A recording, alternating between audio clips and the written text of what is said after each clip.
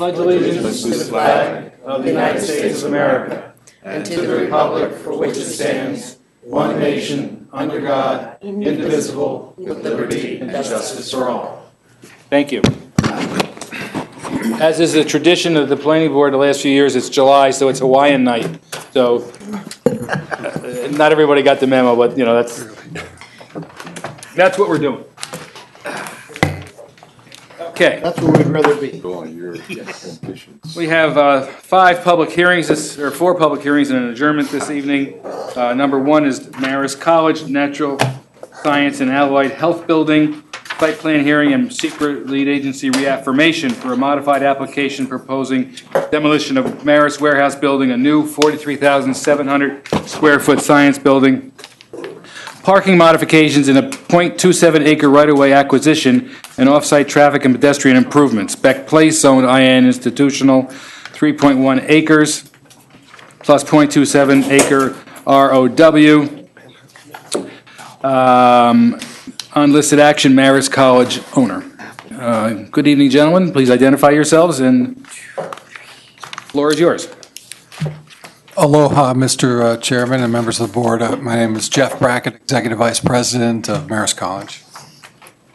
Justin Boatwell, Director of Physical Plan at Marist College. John Andrews, Rody Soika and Andrews, Consulting Engineers. I am the engineer for Marist College on this project. Great. So this evening, we'd like to give you an overview of this project. It is, as you said, a natural science and allied health building. The main components of this structure will house new graduate programs, the first of which will be the physician assistant program, which is a master's degree program. In addition to that, there are other allied health programs that we intend to eventually build out in the space that will be comprised in this building.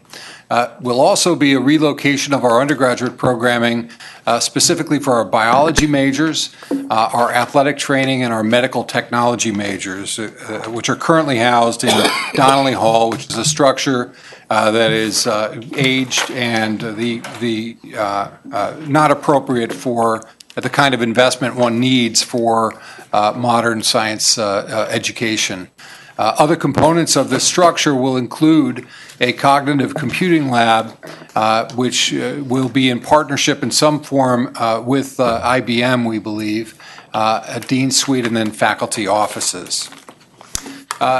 Generally, I just want to give you an overview of some of our thinking on this as a college, our mission, our vision, our strategic plan, and take the opportunity to also indicate we would love to host a workshop on this project in the context of our master planning, which has just been completed. It's just been updated to inform the board what the overall architecture for the college may be in the next 5 to 10 year horizon. I think it might be very helpful.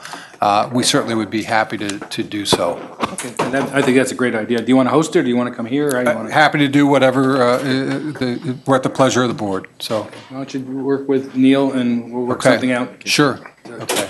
Host a so the 5 or 10 year plan. From a Marist College mission perspective, as you know, we have a dedication to the community and a focus on service toward the community. And these programs are in part to address some macroeconomic issues that we're all aware of.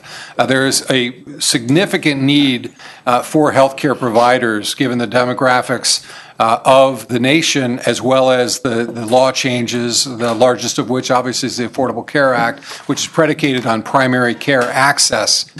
These programs, physician assistant programs in particular, are the frontline care providers upon which that law is predicated, and there's been a dearth of primary care physicians in medical schools for some time. So strategically, the college wanted to pursue this in part to address that need. As a result of that, it will generate many new professionwill jobs in the Poughkeepsie region, not only from the faculty and the staff of the program, but the students.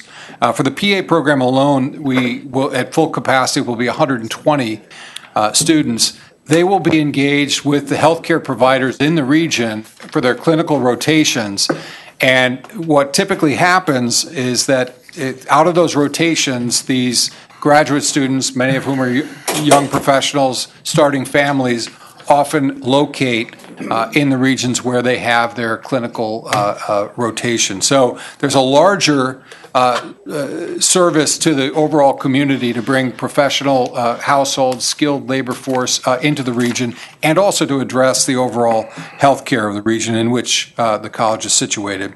And as I mentioned before, the other forward strategic perspective that we have here is to partner to leverage our technology relationship with IBM and the importance of technology in 21st century medicine. And to do that, we are including allocation of space for a cognitive computing lab, which will be very important in the way healthcare is administered in the modern age. So that's a very broad overview.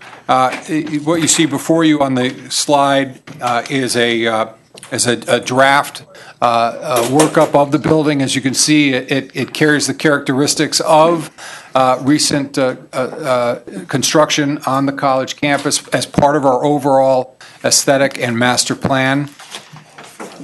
This is a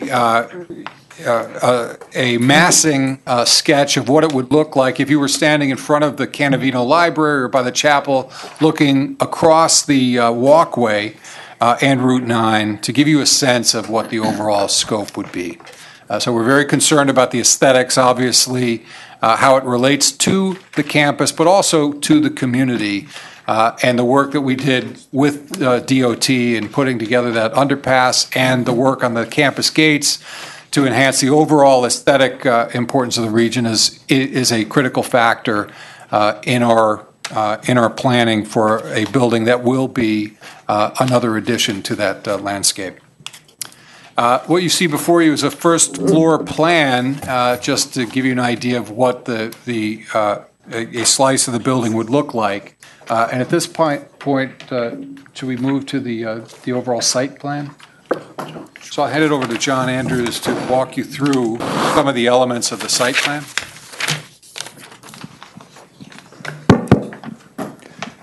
Good evening. Again, my name is John Andrews. I'm the engineer for the project. The proposed building is located on the easterly side of Beck Place. Orientate you, this is Route 9. This is the underpass. Here's where it comes up onto Beck Place. This is the existing Marist College steel plant, art studio. This project was approved a number of years ago now. It's a parking lot and walkway around for the southern end of campus on Beck Place. The building is located, so the main entrance kind of is right off the spine coming through the underpass. If you're familiar with the site, the Marist Warehouse, the former ChemCard building sits here. Our proposal is to site the building. There will be a dedicated parking lot behind the building that's typically for faculty and staff. We are knocking down the existing warehouse and we'll be replacing that with parking.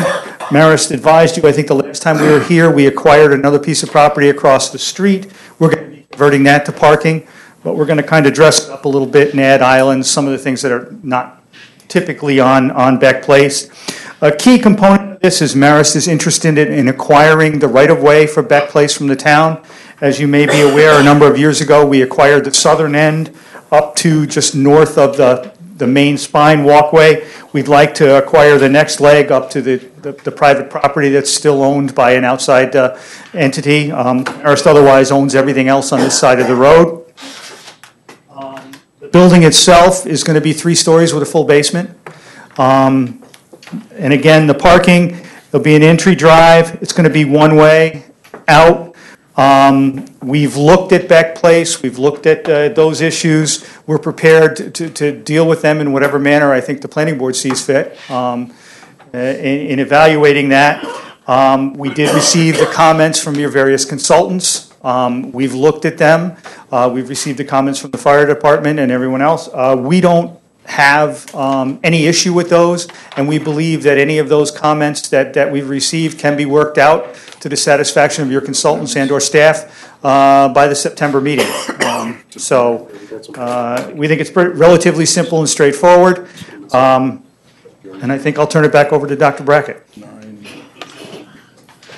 Thank you, John. I just wanted to run through our parking analysis in addition to the spaces that will be made available by the development of the lot that we just purchased. We will be providing spaces for this project. The full utilization of these spaces wouldn't be needed until 2019, but at the completion of the project, the installation of the PA program and other programs affiliated with this structure would total 210 spaces.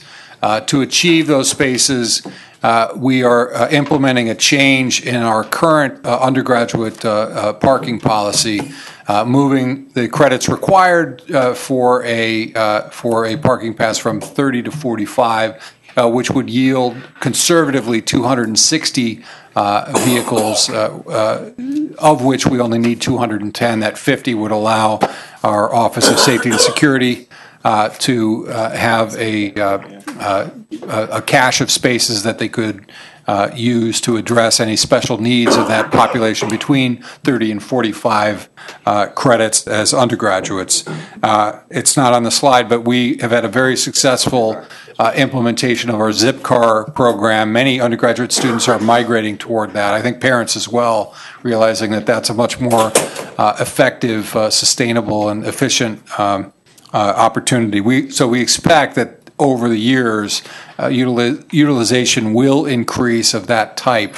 None of that is factored into this. It's a very conservative number and would address all of the parking needs associated with this structure. And that, in short, is our presentation. Okay. Happy to answer any questions. Great, thank you. Eric? Let's see. Yeah, at this point, it's a new application. The staff are recommending procedurally. The only thing the planning board should do at this point is to circulate for lead agency. There are some comments of staff in our review, which the applicant has. I guess the primarily ones have to do with traffic analysis. We need to get a traffic study to figure out what to do going forward with Beck Place. We welcome the traffic calming improvements. Those remain to be worked out depending on the results of the traffic study. And we also pointed out that we'd like to see some more clarity with regard to the interim plan that's proposed in the current plan set. And then the rest of the comments, I think, are there for review and response. For the record, we do have a traffic engineer on board. He has been working. We have tried to compile all the data. Coincidentally, he also happens to be the same traffic engineer as dealing with the other project along the Fulton Street corridor.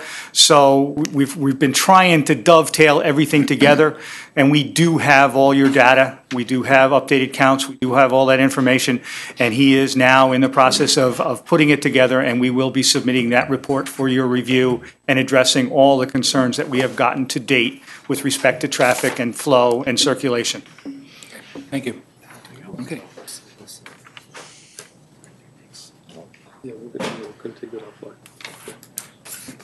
This is a public hearing. I move that we open the public hearing. Second. It's been moved and seconded to open the public hearing. All those in favor? Aye. Opposed? And by the way, I forgot to mention that Mr. Lepore has recused himself from from the Marist application, so he will not be part of the deliberations. Okay. The public hearing is open. Is there anyone on any sign-ups? No. Okay. David, I move then that we adjourn the public hearing to September 18th. Second. Been moved and second. We adjourn the public hearing to September 18th, 2014. All those in favor? Aye. Opposed? None. Motion carries 6-0. Okay. Go around the board. Any questions? Ed, anything? I was curious on the PA program. Any coordination with Dutchess? Dutchess runs an RN program, right? And is there going to be any coordination with them as to the PA program as a follow-on? I believe you need I'm trying to remember when you get out of Dutchess, I think it's, I don't know what the degree is. It would be an RN degree, probably an associate's degree coming from Dutchess, then would be, let me speak to the PA program. The PA program originated as an undergraduate program, but accreditation has moved it to a master's degree program.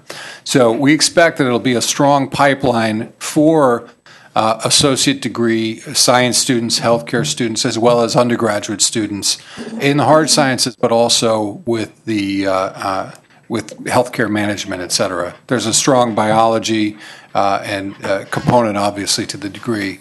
But as a graduate program, it would be able to function as a pipeline for a variety of associates and bachelor's degrees. Would it be a similar program to what's offered at both Mount St. Mary's as well as SUNY across the river? To my knowledge, the Mount St. Mary program is a smaller program, and it's an undergraduate to graduate program, a 4+1 program, which is it's a smaller focus than a fully blown graduate program, which is what we're aiming for here. Okay, I know there's a demand for it. So. There is. There's a real need in the marketplace as well. Mark? You mentioned the 120 new students into this program. Is that additional that you planned on as of now? Yes, sir. That would be new graduate student enrollment. So 60 per year. And the second year, they really are in clinical rotation.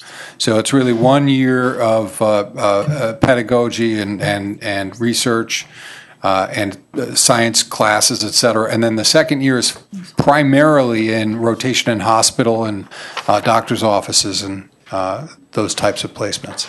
How about dormitory rooms for these students?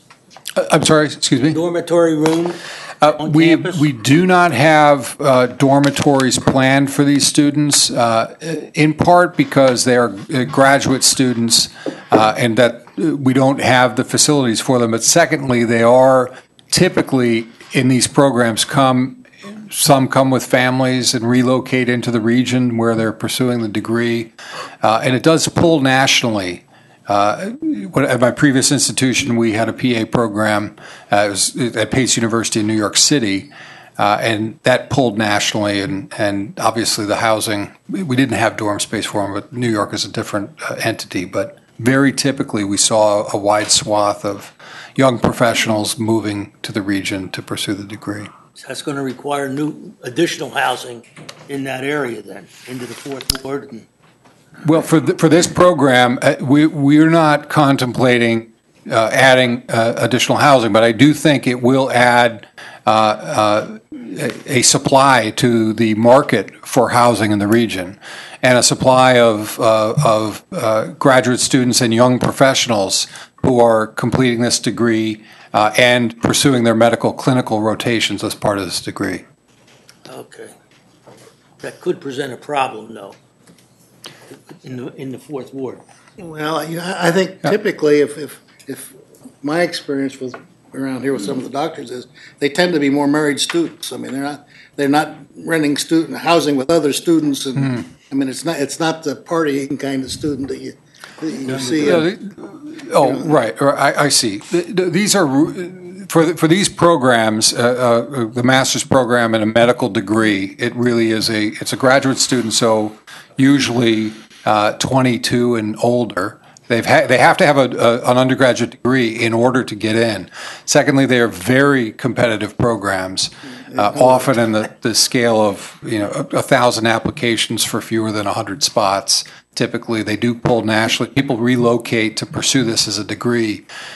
Starting salaries for PAs are currently in the $90,000 range. It's a very attractive degree. There's 100% placement virtually for this degree. So it's a very attractive program, and it brings a professional clientele. So I think for projects that are providing housing for young professionals, I think that's a very attractive possibility. For the market for housing in the region for that type of individual. Thank you. What's the difference between the PA and a nurse practitioner? They sound very similar to me. Well, as a son of a physician, this is very difficult territory, so I hope my father's not watching. But the PA and the nursing practitioners, they're very similar, but have a different focus in their disciplines. And when I was provost at my previous institution, I did bring together the nursing program and the PA program in an allied health college, and that's a little bit like the Hatfields and the McCoys, because they both are very intimate and important care providers. But the basic difference is that a PA, it needs to report directly to an MD. So a PA functions, if you will, as an extension of a medical doctor. And so PAs will often, they'll set a fracture. You know, they're trained for that frontline, lower level medical service as an extension of a medical doctor's practice. And an RN has a slightly different portfolio. They can certainly work in hospital situations, for example, in the continuum of care differently than the way a PA may. Thank you. Carl?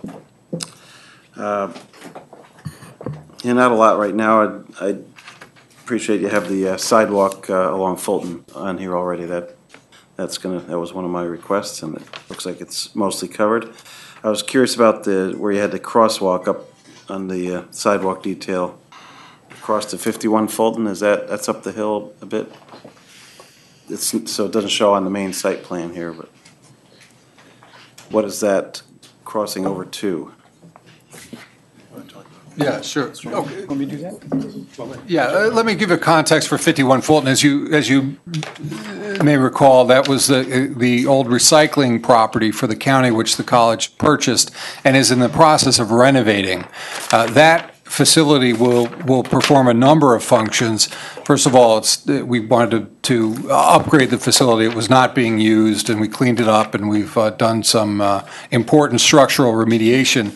That will function as a IT center for the college, but also a center for economic development. In particular with our Cloud Computing and Analytics Center, which is to assist economic businesses in the region with functional business support for cloud-based services, as well as analytical and data and analytics hosting of the kind of larger kind that we do with IBM on a regular basis. So that really is an economic development center that we're looking to use for businesses, perhaps incubation, as well as businesses that are affiliated officially with the Cloud Computing and Analytics Center. So that will be a technological center eventually, and then the connectivity to the now science building and the rest of East Campus. I'll let John. I just want, we do recognize that we have to request a change of use in that building to accomplish. Yeah. Mm-hmm. All right, that makes sense to get it connected then to the parking to the south, et cetera. Just a couple things with that building. The first thing is a large portion of it is going to be used as a warehouse facility. If you recall, we're going to be demolishing the existing warehouse facility that's down on Beck Place. Right. We needed some place to put all that material. So 51 Fulton is the best opportunity. So since and that is a continuation of the pre-existing use, if you will, and so we're just going to move our materials in there to allow us to demolish that. But to put it in perspective, 51 Fulton Street, if you're familiar with Fulton Street, here is the upper rail bed. Kind of a velo is on the other side of that rail bed. You would be heading down the hill. This is the upper entrance to Marist College. This is the where the tennis courts are. Yes. There's that parking lot. You continue down the hill a little bit farther. Then you have our lower Fulton townhouses. There's an emergency gate there Yep. that the fire department access. You come down and then you get to the lower rail bed. Used to be the rail bed right behind. The other side of the street is that vacant building that's part of the center there. Mm-hmm. And then this is our parking lot. If you recall, way back when we did this student housing, the planning board asked that we bring the sidewalk almost to the rail line. So right now, the sidewalk terminates here. We fixed the drainage and worked with Mark Pfeiffer to remember that area used to be a pond every time it rains. It no longer is a pond. The rail tracks are the pond, but not the roadway, which is everyone's benefit.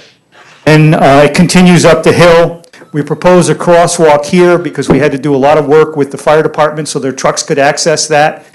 And then the sidewalk would continue all the way up and ultimately connect with whatever, I believe it's Fairview Commons will be doing on the balance of the end.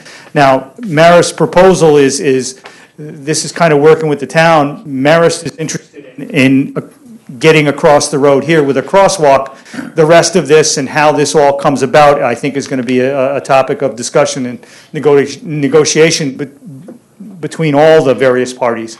But the purpose of this drawing was to show you that, A, the road is wide enough. In most cases, the road width, the paved width, approaches 30 feet through there. So it's a wide road. What we're proposing to do is take about 6 to 8 foot off the one side and basically shorten the road to a 26-foot paved surface, but delineated by white lines on either side to 24. The traffic engineers have to work out the specifics. And then there would be a curb and a protected sidewalk all the way along, basically the south side of Fulton. And, there are some drainage issues and some other things that we have cured over time that I'm sure the highway superintendent doesn't want to revisit. So there's some fine tuning that has to be done here. But basically what we would be doing is taking away asphalt pavement, adding curb and concrete sidewalk, and really the net effect would be to help, number one, slow the traffic down on that road, but number two, provide a pedestrian corridor where one currently doesn't exist. Now, the issue becomes a little vague because if you remember, this board, as part of all your deliberations were for Marist, kind of helped us focus all our pedestrian traffic to that center spine that runs down the center of that side of campus, runs directly into the underpass and into our main campus. So this is kind of like a cross purpose. Remember, our spine is in the middle. That's where we prefer our students to be. That's where we can control them. That's where we can provide them with the safety and other things they need. This is kind of a community benefit, but we do acknowledge that everyone's looking for it. And since we were looking for that crossing, to be quite honestly, slowing the traffic down and making that work is a great benefit to Marist.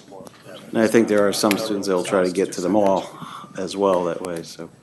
And that will lead to future improvements. Once we get down there, what this doesn't show is the end of Beck Place. Right, that was my. Just to emphasize, the 51 Fulton Street development is not intended for students.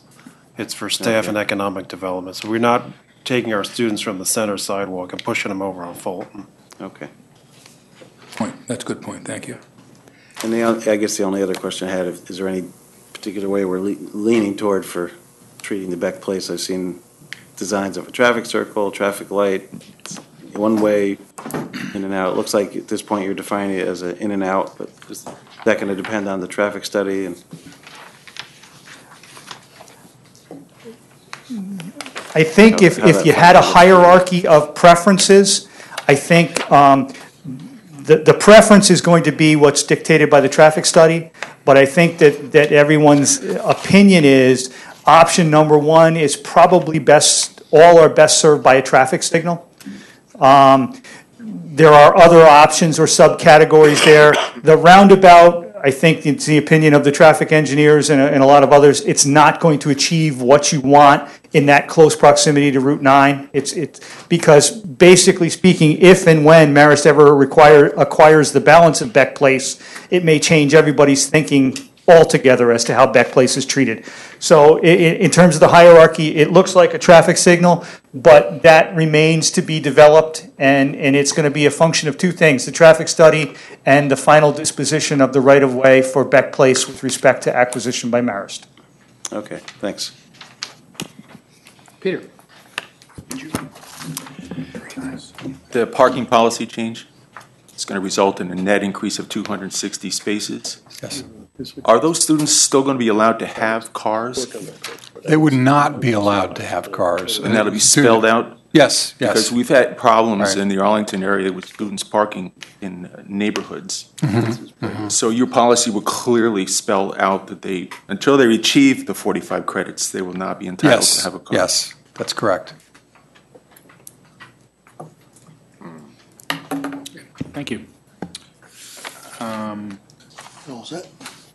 John, I We- have When more- when we were on our field trip a couple of weeks ago, we noticed there were a couple of people who were actually walking, not students, but residents walking down Fulton. So this sidewalk will be used by residents, I'm sure, once they get down to that point where they could intersect it. So it would be helpful. So it's a positive thing. Yeah, I'm sorry. Something I meant to ask. One of the sheets suggested it says, you're taking out all the utility poles, right? Can you move the mic down? How are you gonna get power or lighting or whatever? Just close it. You want to take that? Yeah, go ahead. We're working with Central Hudson to put the existing power lines underground. That's what I was wondering. Not the transmission lines, they're of course going to remain forever, but Right. the other ones on Beck Place. Okay, We've already started the process of the conduits and working with Central Hudson. all right. So it is gonna be, you're gonna try to put everything in Put there. underground, yeah. Okay. And the other thing would be parking for 51 Fulton. I assume it's not very large, but you got a scrap metal place right behind it, right? There's a lot of asphalt over there and very little parking demand. There's nobody working there. Right now, it's just a warehouse, so nobody's working there. But as time goes on, do you have room for parking for staff? Plenty of room. You Plenty do? of room, yeah. Okay, fine. Thank you. If all the computing's up in the cloud, you don't need much parking. All the Yeah. computing's up in the. Yeah, you leave your car out in the wrong place, you won't find it later. Sure, the taller the building, the better it works. It's a little joke, you know.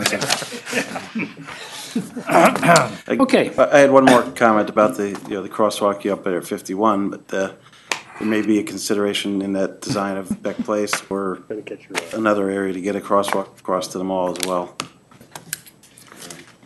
Thank you. Joe? Yes, thank you. I think one of our main comments, and I know John's office is always willing to work with us on stormwater. The current Beck Place area does have some stormwater facilities, so we anticipate they're going to reuse some of those and adapt what they've already got out there. We were looking for some more details on the existing water and sewer along Beck Place and how they're going to connect those utilities. We had a few grading comments, some details on the Fulton Street work, and looking at emergency access. A lot of it was just, this was the first time reissuing the plan, so there was a lot of details that we were looking for, but none of them are too critical. In terms of stormwater management, if you've been out there on your field trip, you know that's an existing parking lot. Right now, that parking lot sheets off to the back and basically runs to the right-of-way in that one back corner. Probably was a puddle that when you were there.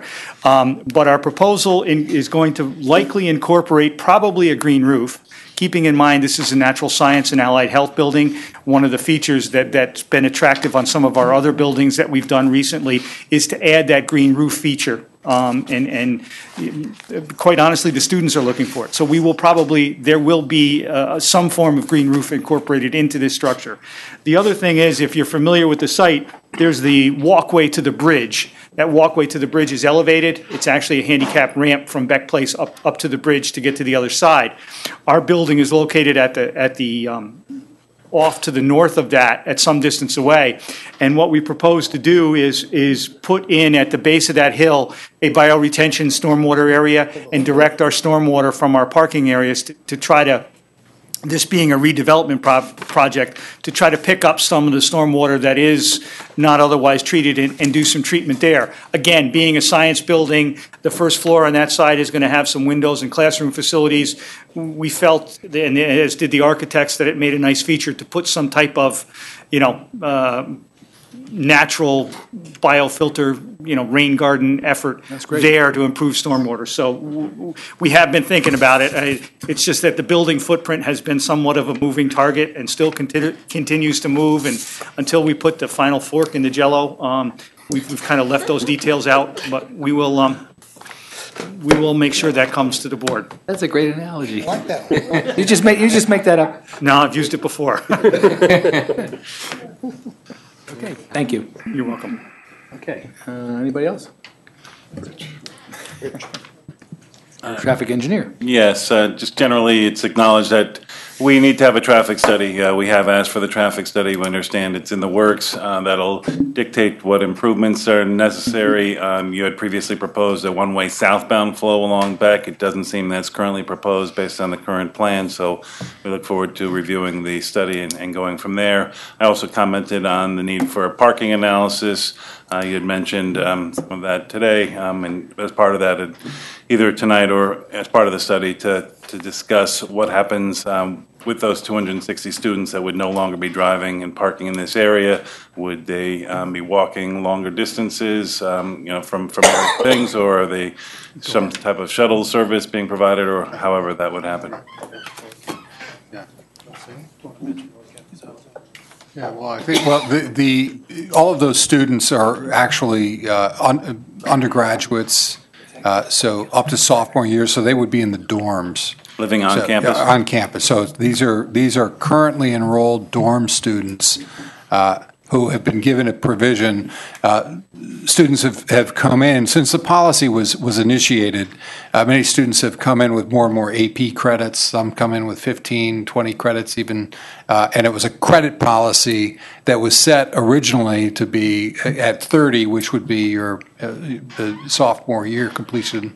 And many of them we have students who are getting approved with 30 when they've been there one semester. So they're still in the dorms, but the short answer is all these students who are part of this cohort would be on-campus students living in the dorms, so that there's no need, other than obviously that's why I mentioned zip cars, but also there's a series of arrangements Student Affairs has made to travel to the mall and that kind of thing. But so it would be just adjusting that dorm residential student population. Very good. Also, there was a discussion of the sidewalk extension and the road narrowing, so we'll work with John on the details of those improvements, as well as some of the on-site layout and signing. Okay. Thank you, Rich. Okay. I move that the planning board declare its intent to continue to be lead agency, coordinate the environmental review of the proposed modified project as an unlisted action, and authorize the planning department staff's notification of the involved agencies of the board's intent, circulating a notice of said intent, a copy of the AEF, and a copy of the application to the identified involved agencies. Second. It's been moved and seconded that the planning board declare its intent to continue to be the lead agency to coordinate the environmental review of the proposed modified project as non-listed action, and authorize planning department staff's notification and involvement agencies of the board's intent by circulating a notice of said intent, a copy of the AEF, and a copy of the applications to the identified involved agencies. We can call the question. All those in favor? Aye. Opposed? Motion carries 6-0. I move that the planning board defer action on this site plan application pending its reestablishment as lead agency, and direct the applicant to respond to the comments of the town departments and other agencies, including but not limited to the following, 1 through 13, and the comments from the board tonight. Second. Been moved and seconded, the planning board defer action on the site plan application pending its reestablishment as lead agency, and direct the applicant to respond to the comments of town departments and other agencies, including but not limited to the following, 1 through 13, and the comments this evening from the board and our consultants. If that's okay. Call the question. All those in favor? Aye. Opposed? Motion carries 6-0. Thank you very much. Thank you. And we look forward to scheduling a meeting about the master plan. Very good. Thank you.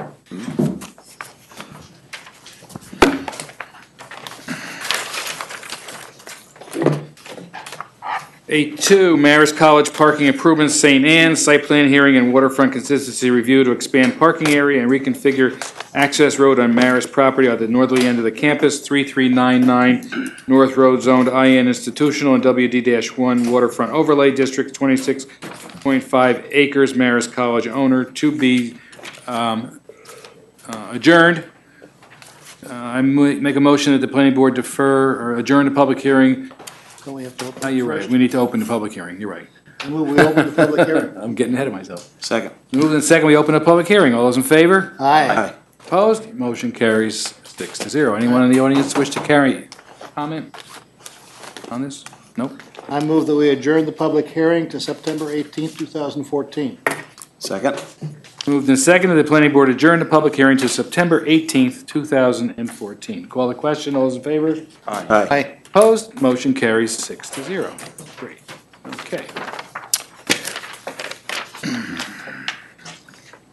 Public hearing number 3, and by the way, all public hearings have been satisfactorily advertised, so there's no issue. Van Theodore subdivision and site plan hearing for a 2-lot subdivision and site plan of one lot to contain an existing 2-family residence and garage, and a second lot to contain a new 2-family residence, 3 Springside Avenue, zoned ATC Arlington Town Center.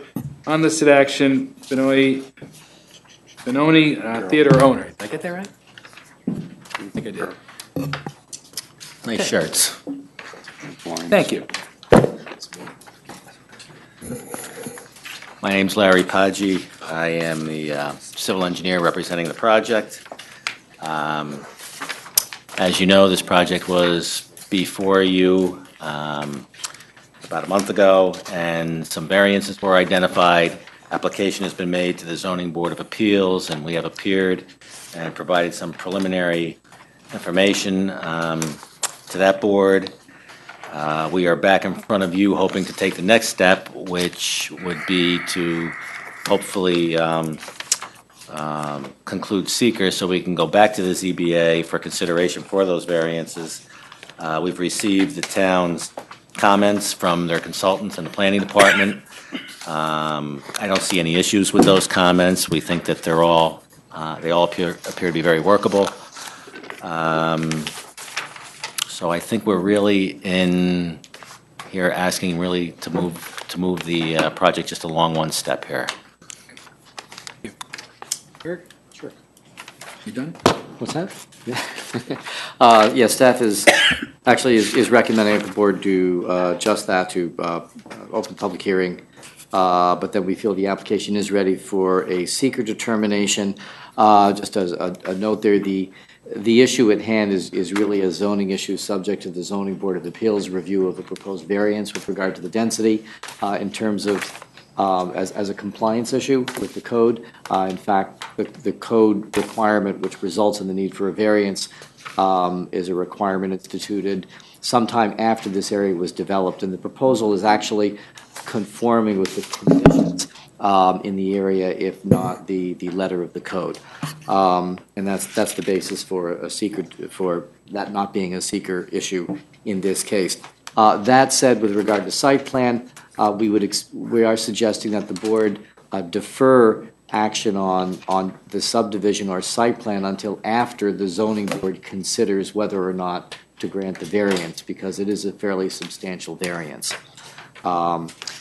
Also, with regard to the site plan, we are suggesting the board might discuss with the applicant tonight an issue that was talked about at the last meeting was relocating the driveway in the house. The house has moved forward to come forward with the others. The driveway was moved over to the other side. It is showing an access point on Springside Avenue directly on an intersection. Granted, it is a dead-end intersection, but as a matter of common design, it's typically not common to have a driveway on an intersection corner. And if the board has a preference for putting it on the for access from the side off of Vandewater Avenue, we're recommending they indicate a preference one way or another tonight to the applicant. In looking at the plan, staff noticed that there is although the applicant described a grade problem off Vandewater Avenue towards the rear of the property, the front half of the property is virtually flat, and there would appear to be room for a driveway along that side. And if the applicant is agreeable to that type of a design, we'd recommend that they pursue that if and when they come back to the planning board. Thank you, Eric. Public hearing. I move that we open the public hearing. It's been moved and seconded. We open the public hearing. All those in favor? Aye. Opposed? Motion carries 6-0. Did anyone sign up to talk on this application? No one signed up? Oh, I could close it, I think. Well, we still got the other stuff to do, we're deferring. Well, when should we adjourn to? That says to the 18th. September 18th. September 18th. I move that we adjourn the public hearing to September 18th, 2014. Second? It's been moved and seconded. We adjourn the public hearing to September 18th, 2014. All those in favor? Aye. Opposed? Motion carries 7-0. Okay, discussion. Joe? I got nothing. Okay. Ed? Well, I agree with Eric's comments. That throughway right there is, I mean, there's a shortcut that takes you over and up Innis Avenue, but the back way in, also off the arterial as well. Springside itself, yeah. right, Yeah, no, I think it's a good suggestion to take a driveway off the side off of Vanderwater. We'll definitely take a look at that. Absolutely. Other than that, yeah.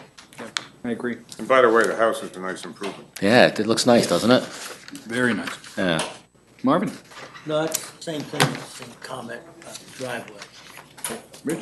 I don't have anything further to add. Carl? No, nothing more. The house looks good, and Peter? I think the fact that it's on a corner property, the increased density, I think is mitigated by its location, and the fact that it's really not, one is a dead-end street and the other really doesn't have that much traffic, so. I agree. And I think it's nice to see something new going into that area. That's great. Yeah, thank you. We agree. Super. Thank you. Okay. I move that, do you have any other departments? Oh, I don't know. Actually, no. Which, Joe? We don't need a traffic. We had a few comments, nothing major. I think Larry's Yeah, take been a look. working on these items with us, or you were waiting until ZBA to finish We are. addressing. So there's nothing really major, and we would agree with the driveway that Eric suggests, because we had made a comment about where it is in proximity to the intersection, so that would be an improvement. Do we have traffic engineers? Do we have driveway engineers? No, okay. That's good. Thank you. They have a driveway. I move the planning board as lead agency for an unlisted action to determine that the Benoni Theodore subdivision and site plan would not have a significant adverse effect on the environment, and that no environmental impact statement will be required for the reasons set forth in the negative declaration dated July 17, 2014, prepared by the planning department. second? Moved and seconded that the planning board as lead agency for non-listed action determine that the Benoni Theodore subdivision and site plan would not have a significant adverse effect on the environment, and that no environmental impact statement will be required for the reasons set forth in the negative declaration dated July 17, 2014, prepared by the planning department. Call the question. All those in favor? Aye. Opposed? Motion carries 7-0. I move that the planning board defer action on this application pending action proposed variances by the zoning board of appeals. Direct the applicant to respond to comments received from the town departments and agencies, including but not limited to the following 1 through 8. Second? Been moved and seconded that the planning board defer action on this application pending action, proposed variances by the ZBA, and direct the applicant to respond to the comments received from town departments and agencies, including but not limited to the following 1 through 8. Call the question. All those in favor? Aye. Aye. Opposed? Motion carries 7-0. All set, thank you. You're good to go. See you in September. Yes, sir. I'll see you sooner than that. Okay, we'll see you sooner than that. Yes, you're right. That could be a form. Okay. Springside Neighborhood Development. Secret review, rezoning recommendation to the town board, subdivision and site plan hearing and lot line revision review for a modified proposed mixed-use development, 45, 48, 52, 54, and 57 Springside Avenue. Yeah, those could be lottery numbers, couldn't they, or lotto or something? Play those? No, never mind. And 25 Van Wagner Road, and lands to be acquired from the New York State DOT and the town, zoned ATC, Arlington Town Center, and R20 resident, single-family, 20,000 square feet, 5.27 acres, unlisted action, Built Parcel 4 LLC and Built Parcel 3 LLC owners. That's actually. Good evening. Hi. Michael Rodriguez from Tickelman Architecture. I'm here today with Eric Nyler. So we're before the board again. I know there's a number of actions that are listed in the agenda tonight. Really, we're looking to have the public hearing and then obtain our secret determination. We'll be coming back to the board for our final site plan approval with some modifications. So we just wanted to talk a little bit about what has been going on with our project. Eric will be talking a little bit more about the architecture that's been developed, but just kind of from a general point of view, as you know, we were before the board for a similar action to rezone our property to the Arlington Town Center. The opportunity came up to purchase the parcel across the street on the corner of Sites Terrace and Springside Avenue. And so we've taken that parcel, we've incorporated it into the project, and it was actually a nice opportunity to improve the project. We had kind of if you look at the lower drawing there, kind of an asphalt scar going through the center of our project before. Now we've been able to eliminate that, introduce some on-street parking, and then have the residential parking focused on the rear of the property. So we feel these are all benefits or advantageous to the project as a whole. Because of the additional additional property that we've added, we were able to add a few more units. Our overall density for the entire project remains the same. We're at just under 8 units per acre. So with that, I'll turn it over to Eric to talk about some of the architecture that we've been working on.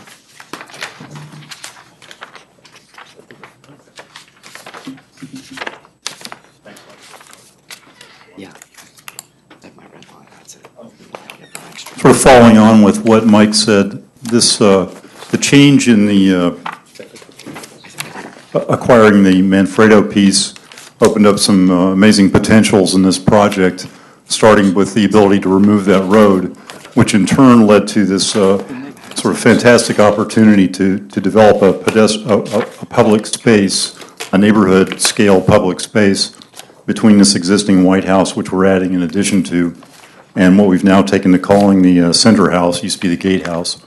So there would be commercial space on the ground floor of that as there was before, and there would be an addition on this building as there was before. But the opportunity is that this fantastic tree that's there now in front of that White House remains, and in fact forms the centerpiece of that public space. And there'd be could be a great synergy between these two buildings. I mean, I want to stress that this is the beginning of the architectural development, even though maybe the rendering looks like a realistic. But the important thing that I would want to say about this is the idea of using materials that are compatible with the neighborhood, color schemes that are similar to what we've done on the campus right across the street from this, so that you really feel a commonality without it looking the same. In other words, the building up on the hill would have its own palette, but it would be compatible. But as you can see, we've tried to keep, even though this is a 3-story building, we've tried to keep the scale similar to the white building. And I think the next step would probably be looking at how this arcade that we've run across the front of this building could be tied and developed into speak to more the architecture of this building. And again, there'd be pedestrian, public amenities in this space, maybe a big metal bench wrapping around the tree well, nice pavers, and this sort of interesting set of steps that takes you up the hill to the entry side of the center house, and then on up the hill to the hilltop unit. So we're trying to stress the pedestrian connections within the site and obviously outside of the site. And I think the pull-up spaces in front of the building are going to accentuate that small urban scale moves and make it convenient for people to come in and grab a cup of coffee, whatever the businesses turn out to be on that level. So I don't want to get too long-winded, but I want to stress that we're trying to tie it into the neighborhood. It's about walkability and community and playing off of the good work that we've done across the street.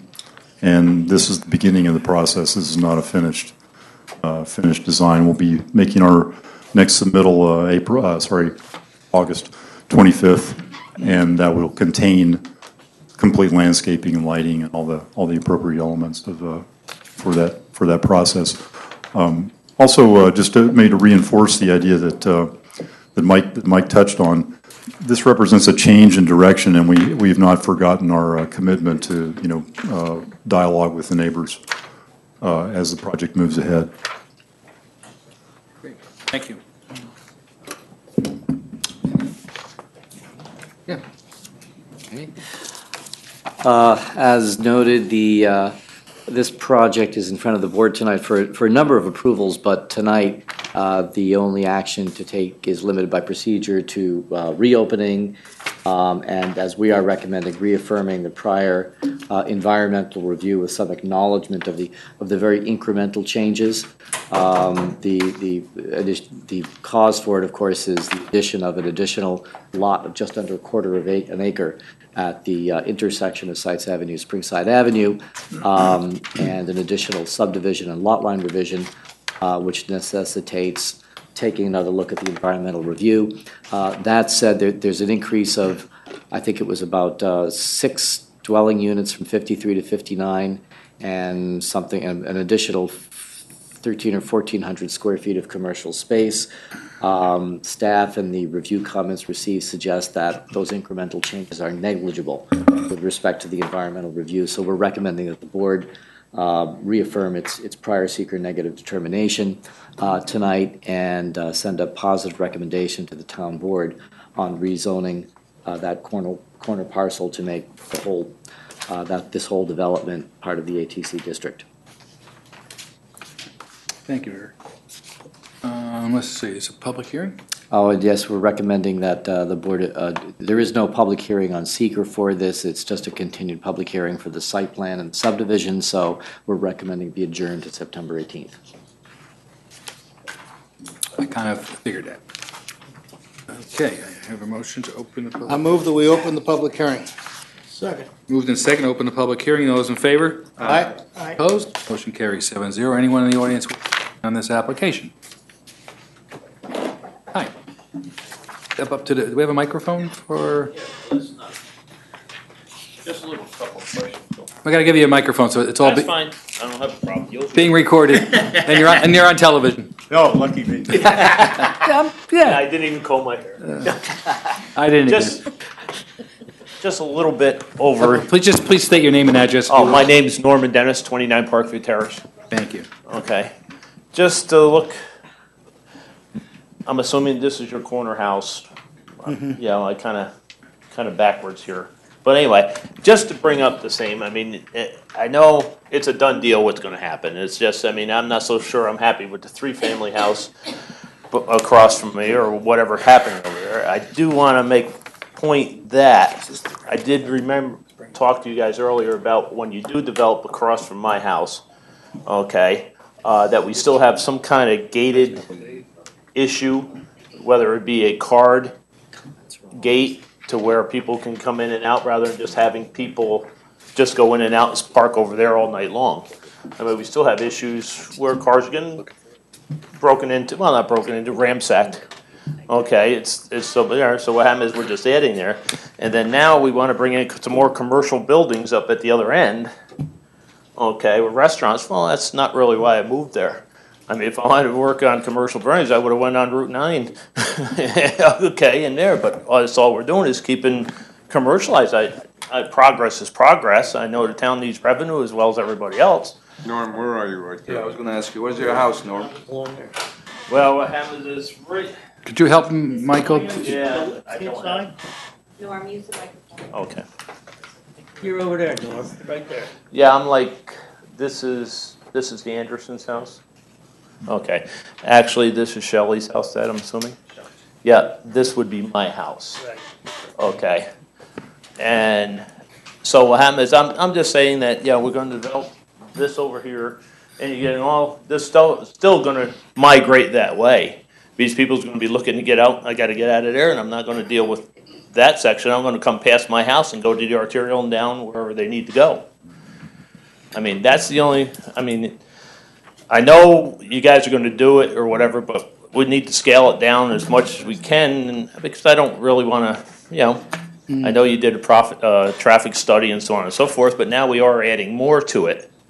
So there, when we add more to it, we get more traffic because they're not going to blow out to Raymond Avenue Extension across the arterial. Okay. Norm, Is that your house right there, you said? Yeah. Yeah. Yes. Which one is that again? This is mine right here. Do you own another house next to it? No, that's my brother-in-law's house, and that's my brother-in-law's house, my mother-in-law's house up here. Okay. It's a family neighborhood. So they're all in the family. Yeah, exactly. Yeah. And that's primarily why we chose to do what we did there, because it was a quiet neighborhood and, you know. But obviously, it's not gonna be quiet no more. Because we're gonna add commercial stuff and it's gonna be an issue, as per se any other commercial area. Thank you very much. Thank you. Anyone else wish to comment on this application? Yes.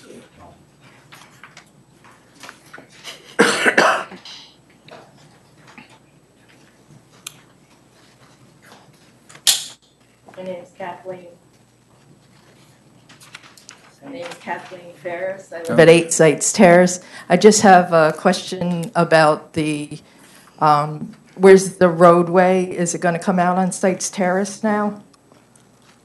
Where the other house was purchased?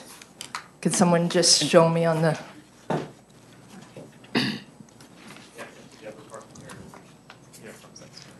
Okay, now that's something new since the last time. That was the fire road last time I was here, right? Correct? Was there a traffic study done for the new road here? Well, it's a driveway, right, for the parking lot? Right. It's a parking lot. It's a parking lot. It's not a. It doesn't go all the way around. No. Okay, thank you. Okay, thank you. But you got me thinking about that. I was like, it's a driveway. Well, we could do a traffic study, how many cars going in. Yeah. We'll do driveway studies now. That's why. See, I wasn't far off. Hi, I'm Dave Ferris. This guy, Her husband. I live in the same place. I've lived on Sites Terrace, about 62 years, except when I was in the service. And first of all, I want to tell you, Springside Avenue is not a dead-end road.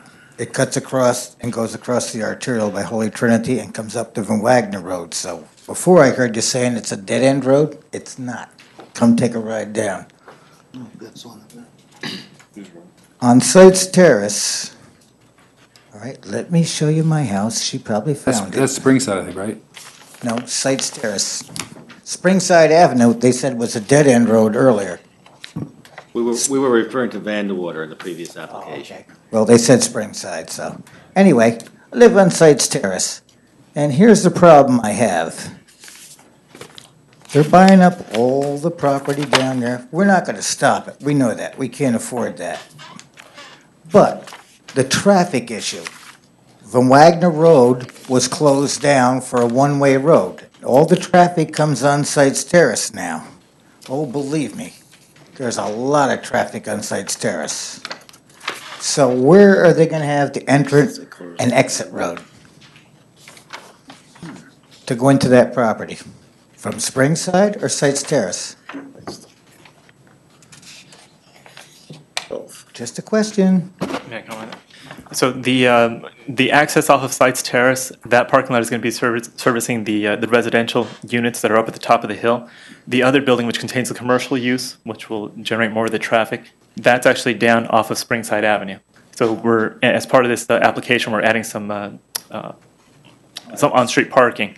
So is the road access coming off Springside or Sites Terrace? So for the commercial use, it's off of Springside Avenue. For the residential use, it's off of Sites Terrace. How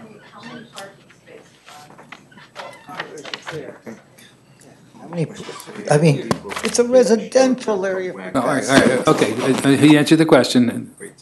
How many I think your wife parking asked how spaces? many parking spaces. How many, you recall? I believe 42, I believe, in that lot. And where will they be located? 42 in the lot, yeah, on the north. Michael, could you get up and point this out to him, Sure. please? Thank you. If you could, please. No entrance.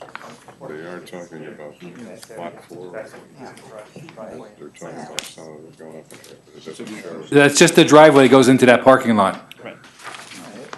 And it comes out onto Sites Terrace. It does not go through, Yeah.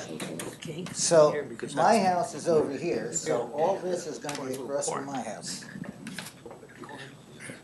well, the part of what he's going to be doing, which he said before, is he's going to be reaching out to the neighbors. He will come see you with some more detailed plans and talk about the ins and outs, and then show you exactly what's going on. That's part of what he needs to do. Any of the other neighbors that need to, to meet with them, or they'll have a meeting for the neighborhood. Yeah, we discussed doing a meeting with the neighbors, and we still intend to do that. We need to make sure we do that. Yep. Okay. Thank you. Thank you. Okay. Anyone else? Yes, sir. Yes. All right, Mike. Yeah, my name's Frank Mertlich. I live next to Norman. What I'm concerned about is across the street, I'm right here. This building here on the corner.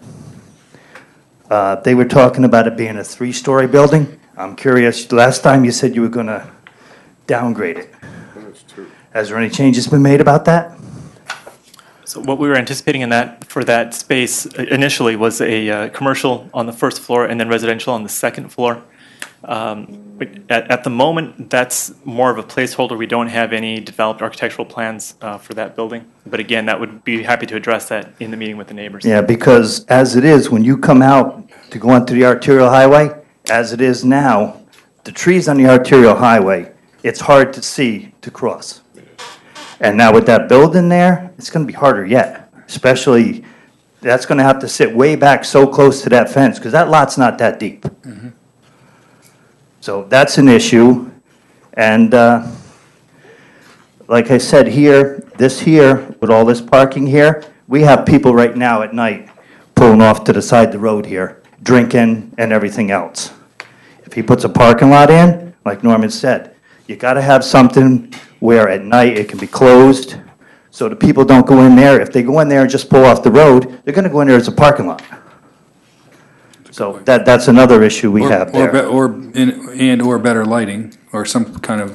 Well, we got street lights right there. It's bright out there at night, and they still pull over, and they still drink and everything there, and throw their garbage all over the road. My front lawn is littered with garbage at night from people eating and stuff. They just throw the stuff all over the road, all over the street. And if it's a parking lot, and it's commercial, and it's not being used at night for cars, who's going to pull in there and just throw stuff all over the place? We have it now. Good point. Yeah, you're gonna have to do something to address the security of that area. Yeah, it's, they just pull off of the arterial, or they pull off of wherever, and they just pull over there, they drink, they throw stuff. It's, I hate to be a pain, it's progress. It's progress, but if you get into We need to make sure it's right. Yeah, you get into commercial and it's worse. And the other thing I have, that they just said that they want to meet with the neighbors. I've heard this since the first board meeting. They have not met with none of the neighbors. And he did admit he hasn't done that, but they're going to do that. That's part of this approval. If they don't do that, they're not going anywhere. Because I've went over to talk to Mr. Tinkerman a couple times, and when I went over there, he was never there. So I'd appreciate talking to us to see what's going on. They will talk to you. We will make sure they do. All right, thank you. Thank you. Good comment. I like that. Mike, would you just notify the planning department whenever you do have that meeting? Oh, yeah. Sure, absolutely. Thanks. Okay, okay, so let's adjourn the public hearing to the 18th of September. No, there was no one else. I move that we adjourn the public hearing for the subdivision and site plan approvals to September 18th, 2014. Second. We moved in second, we adjourn the public hearing for the subdivision and site plan approvals to September 18th, 2014. Call the question, all those in favor? Aye. Opposed? Motion carries 7-0. Let me go around the board. Let me start with Marvin.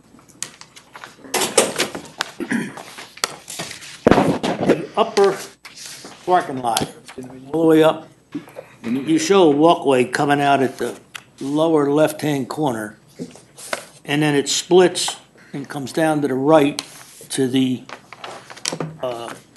stores that are going to be in there. But it doesn't go all the way around the building. This one's not the clean. We have, you're speaking about this walkway here? Yeah. Okay, so the idea is the residents would park here, walk down, and then access the How about residential if they on wanna the get second down floor. front? There is a stairway here along the side of the building that wraps around, comes down to the plaza area here. How about coming around the upper side of the building?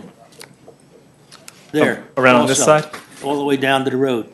No, because of the grading Grading on the is hill too here. big? Yeah, we're also trying to maintain some of the wooded area that's on the hill now, driven by the property. We'll have to do some site work here, obviously, as we put the building in, but we were planning the access through this side. Well, I'm sure what's gonna happen is people are gonna come down that side to take a shortcut. If they're going to the upper store on the right. What the sidewalk leads there. Yeah, only in the winter. Doesn't go there, losing it. But on the right-hand side of the building. Here. Right- Yeah, those stores there, that come around that side of the building. Yeah, go that way. Okay. You ought to see what you can do. People are gonna walk that way, they'll slide down the hill, anything. Yeah, there is going to be a retaining wall here, so it wouldn't be easy access to come down, but we can definitely take a look at There's that. gonna be shortcuts. Otherwise, just make sure you take care of what everybody said about this thing. Okay. Mind when you do anything else. Can you put like this? Thanks, Mark. The Fairview Commons. Rich? I mean, I think they need to address the comments you heard during the public hearing about the security and traffic through Springside and then site distance along entering into the arterial. I mean, those are all things that need to get addressed. Because that is an area that has had problems before, and we can make sure that doesn't get exacerbated. I mean, aside from that, We got more reviews to do. yeah. I think you need to special attention to the neighbors' concerns. Right, and make Okay, sure it's they address them. important. Okay. Carl? I'll just echo that, to the meeting with the neighbors. And I think you should also take a look at some of the county comments on additional sidewalk, on-street parking, whatever connectivity there. I don't see an easy way, if somebody were to walk from the main section of Raymond Avenue up the hill to this area. It looks like a disconnect there along Van Wagner and onto sites as far as sidewalks go. I know there's topography issues there too, and a couple of big trees in the way of putting sidewalks in, but some way they make it even more pedestrian friendly.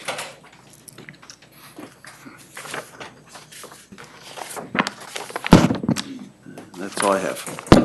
Peter? Springside is particularly when you're driving from west to east, it's like a country lane. You mentioned before synergy, blending. I think that's going to be very important, our consideration for your benefit and for the benefit of the people who currently live there. That's my only comment. Joe? No. Like you said, that originally you had 3 stories, that corner building back there? The one that you said you have no plans for? This building here. The plan for that was commercial on the first floor and then residential on the second floor. You have here, it says 2 units. 2 units of residential, so we would split the building in half, and it would be 1 unit on this side and 1 unit on that side. Yeah, the other comment that I have is, and I was just sharing too, when you do all this project, you're going to make Springside more vulnerable to people to take shortcuts from Wagner Road into the main. So my comment would be to make maybe, you have what do you call it? Next time, can you make it this bigger? A crosswalk. I don't think it's enough because, it seems a big stretch of a road, people are going to go fast. And I would have suggested, I know it's a town road, but like bumpy road so people slow down as they travel. because I know they're going to take shortcut from back in the road. You know, I mean, they do it now, so, but, you know, that's only my recommendation. Okay. Yeah. Joe, you're talking about along Springside Avenue, or you're talking about the one-way, along Springside? Yeah. Where that crosswalk is? Yeah, the crosswalk is right there. There's really no change, though, to that traffic right now, is there? I mean, that road exists today. Yeah, I don't think that anything that we're doing is going to affect how people view access. I mean, we're not creating an opportunity for people to drive differently. I mean, I guess I don't quite understand the thinking behind that. The only thing I could add with what Joe was saying is that certainly there's going to be more traffic, and I certainly agree with the neighbors that that's going to have certainly don't an disagree with impact. that. Right. Yeah. I mean, I can remember when you came in here at first, and I was worried about the split with the children's drop-off point and all of that, especially in the winter. But I mean, this has been evolving for quite some time now, and I would certainly like to see prints that really kind of show us what the hell is going on in terms of number of floors, how many units are commercial, how many units are, makeup of it. And certainly that's a nice rendering. Well, I'd certainly like to see something like that in the package that we get, so we can get some idea of what this whole thing really looks like. Maybe, I think you did a presentation back some month or a year ago, whatever it was. Sure. At any rate, Yeah, certainly like to project's see changed something quite like a that bit, that's again. true, yeah. And it is confusing, that end building, whether it's a residential unit or it's commercial and residential and so forth. I certainly agree with what the gentleman said about the tree and the visibility. Having gone through there the other day, that's a tough sight point. So that has to be, and I don't know how you coordinate that with the state and so on and so forth, but that's a problem impactfully. Yeah. Definitely know what's going to be. It's not part of it. That's all I have for now. And that would be a different site plan once they finally, if this is approved, and then they come in, they'd have to come back for that. I think at one time we talked about that parking across from Norm's house and all those houses being fenced in, maybe locked at night, with some landscaping and screening, what have you. So we need to see some more of that detail. I'd also like to see this map blown up so when the people and the neighbors are here, they can see their properties in relation to where all this is going on a lot easier than on that. Okay, we have some of those maps, but you're not showing them for the public to see. Okay. So I think that would be helpful to them to. Very good. If I could, we have also been working on the architecture for the different buildings. We're kind of working our way around the site. So as part of our next submission, you'll see what the buildings are going to be, elevations and floor plans. But that's it. Thank you. I had one more comment on. You have a comment? Oh, Larry? Yeah, you're next. Go ahead, Chris. Oh, just a quick one on the, when I was visiting the site, up in your upper parking lot and your architecture parking lot, coming out of there is a terrible sight distance with some overgrowth of greenery there, looking up Van Wagner for traffic coming, so something has to be done there with trimming it back or whatever. Sure, thank you. We can definitely have that trimmed back. If I could just add, that's actually an original, it's an original grapevine, I guess, from the original family that owned the property, which is why we don't just get rid of it altogether, but we can definitely trim it back and improve the sight distance there. Yeah, it was hard to see anybody coming down from sites or. Sure. Larry? Okay. We had really 4 areas of comments. The site circulation changed significantly in the quadrant, the upper right quadrant, and that was an area that was looked at pretty specifically by the fire department, and we just suggested that the fire department take a good hard look at that again because it is changing significantly since there's no through traffic there. I believe you do have some fire department comments, and I believe there's some things that will be addressed through the site plan procedure. I didn't see any information relative to changes in traffic counts. As a matter of fact, tonight's the first time I'm hearing the number of difference in units, which is 6 units. So I would agree that 6 additional units is nominal relative to traffic, but the concerns that were brought up relative to now sight distance and just the variation in traffic patterns, obviously we'll have to take a look at as we move forward. Water and sewer, again, additional units is going to mean additional water demand and sewage loading. So, and again, I agree that it's going to be nominal, but it should be, we just make sure that we include that in all of our calculations and designs moving forward. One thing that was not shown on this plan that's been shown on previous plans is the concept of stormwater management. There are some catch basins shown, there's some areas that are kind of bubbled. We're not really sure what is planned. So we are really going to be depending heavily on the site plan procedure to iron all those things out. So that's kind of the limits of our review at this point. Thank you. Rich, anything? No? Anybody else? I think we're good.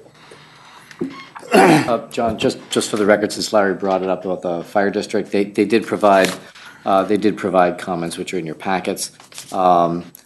They did not. One of Larry's concerns, at least on the phone, was whether they were going to be needing additional paved access around some of the reconfigured buildings, and they did not raise that issue. They talked about flow testing of fire hydrants, the locations of the fire department connections, the kind of fire alarm system and detection systems.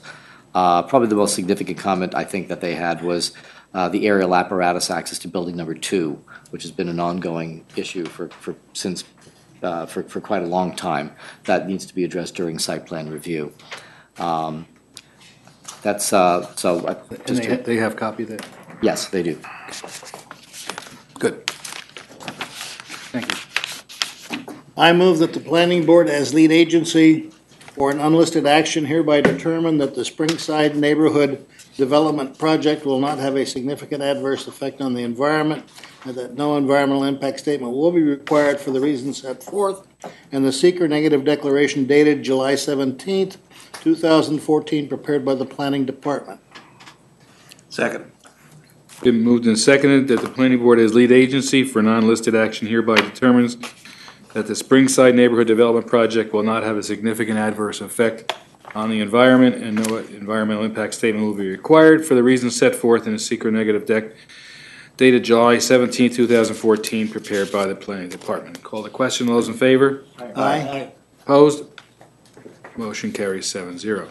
I move that the planning board convey a positive recommendation to the town board regarding amending the zoning map for tax parcel number 6161-08-845933, 57 Springside Avenue from R20 residential single family 20,000 square feet district to the ATC Arlington Town Center district pursuant to a referral from the town board.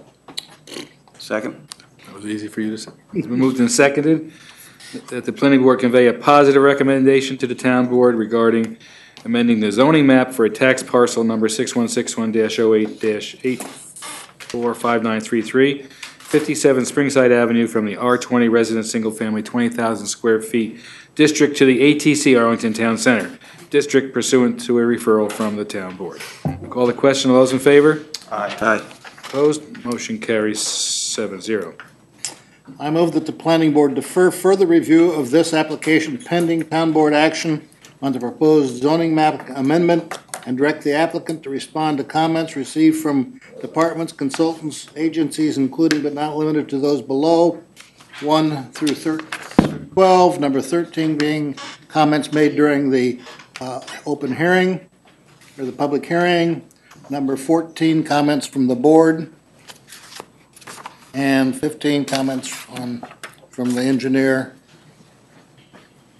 Period. Second. Moved and seconded, the planning board defer further review of this application pending town board action on the proposed zoning map amendment and direct the applicant to respond to the comments received from departments, consultants, and agencies, including but not limited to those below, 1 through 12, 13 being comments from the public hearing, 14 from the town the planning board, and 15 from our engineer. Call the question. All those in favor? Aye. Aye. Opposed? Motion carries 7-0. Thank you. Thank you. We'll see you in September. Rest of the summer.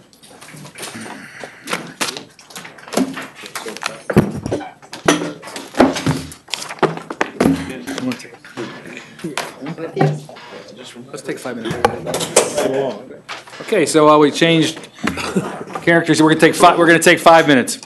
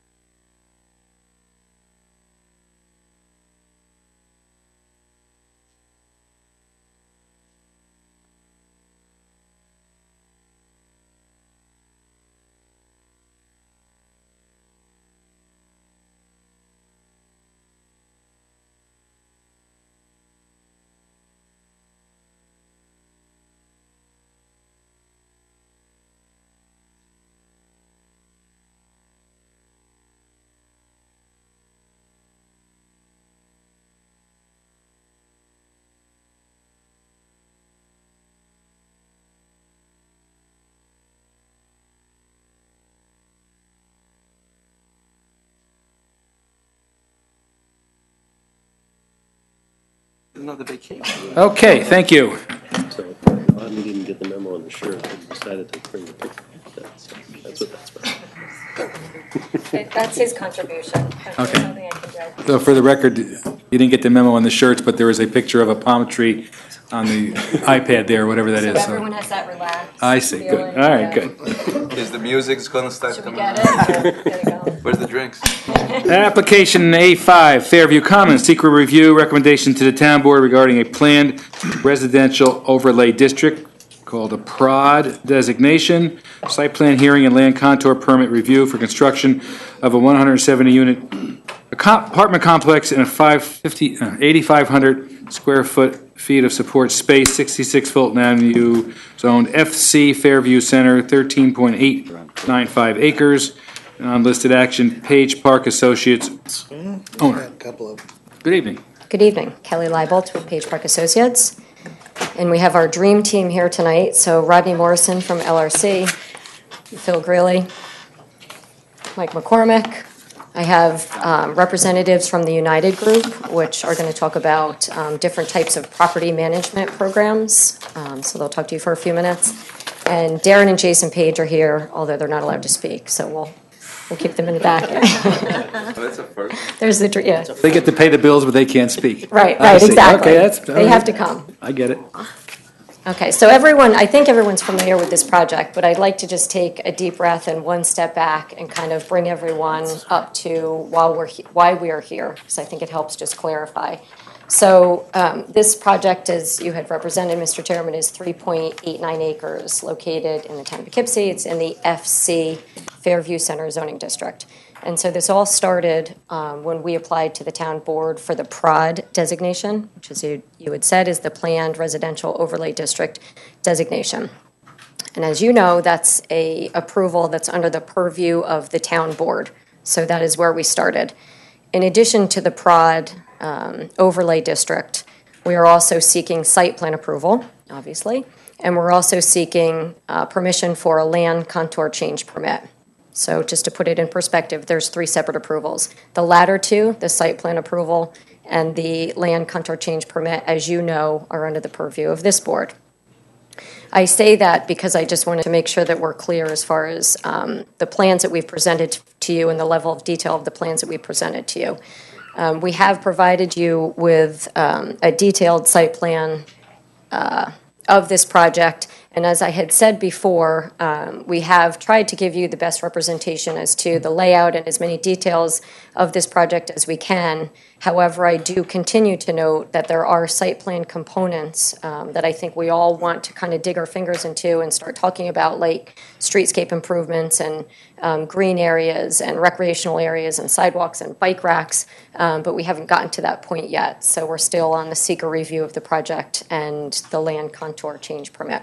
So we'll do our best to answer some of those questions. So this is the layout of the project. You've seen mostly this project before. There certainly was the change to the entrance of the project. I'm going to point here, but I don't know if you guys can see this, which is back over to Fairview, which you have seen in a prior layout. We actually did meet with the neighbors, and I know you've met with some neighbors. So as a result of some of the feedback that we got and some discussions with the town board representatives, this is the entrance design that we're proposing. Just as a reminder, I just put this as a placeholder. There are 3 buildings that are proposed for the project. So this is Building A, which is the smaller building on the site. And that's an 8,500 square foot footprint. And that's the building that was going to house the first floor of what we would call the commercial use. And that was the management office, gym, potentially a meeting room or a media room for the residents of the plaza or the facility. And then the upper floors were the residential component. Building B is the center building. And that's a total of 126,000 square feet, again, 4 stories. I tried to provide the breakdown of the bedroom counts for each of these buildings. So 56 4-bedroom units and 22 2-bedroom units. Building C is furthest away, and that's 105,000 square feet, again, 4 stories, and 41 four-bedroom units and 17 two-bedroom units. That's just a blow up in case you guys couldn't see it. The parking and the bulk requirements, the design of the project meets the bulk requirements of the underlying zoning district and the required PROD overlay district. We did make a modification, I think you saw this at the last planning board meeting, and increased the parking on site. So we have a 75% ratio of bedrooms to parking spaces, and I think that was reviewed with you and with your planner at the last meeting. So we actually have more parking spaces than are required, but we think that that's something great to leave on the site. We are proposing to land bank, not sure if everyone's going to be able to see this, but this particular parking lot in the, try to get everyone organized, yep, thank you, in that particular area. It's certainly more parking spaces than are needed for Building A, and so that's something that we can bank and bring on board if, as we build the project, we find the need for that at a later date. Certainly something that we can continue to talk about as part of the site plan process. We had, at our first meeting, brought a representative that we had retained that gave you some graphic images of the buildings, and I just wanted to bring those back again so everyone kind of remembers what those images look like. So this is if you're a bird in the air and you're flying east, you're really over top of the Marist campus, looking at the two larger buildings. The focus of this presentation was to try to give you some idea of what that center courtyard was going to be, and that's really going to be the focal point for the residents, some outdoor space and outdoor amenities, again, which we would like to really flesh out during the site plan process. Again, that was just another perspective. This is just a reference drawing that I wanted to go back and forth to because I just wanted to take a minute and explain to you the entrance design as it's currently proposed.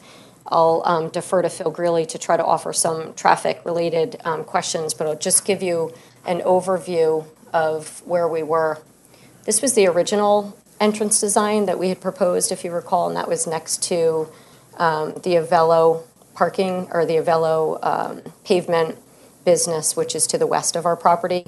And I think that was looked at by this board, and I think many felt that there was too much conflict with the different types of uses. So after that, we looked at moving the entrance to the east on Fulton.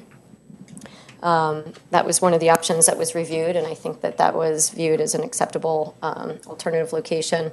And now we have the access proposed on Fairview Avenue.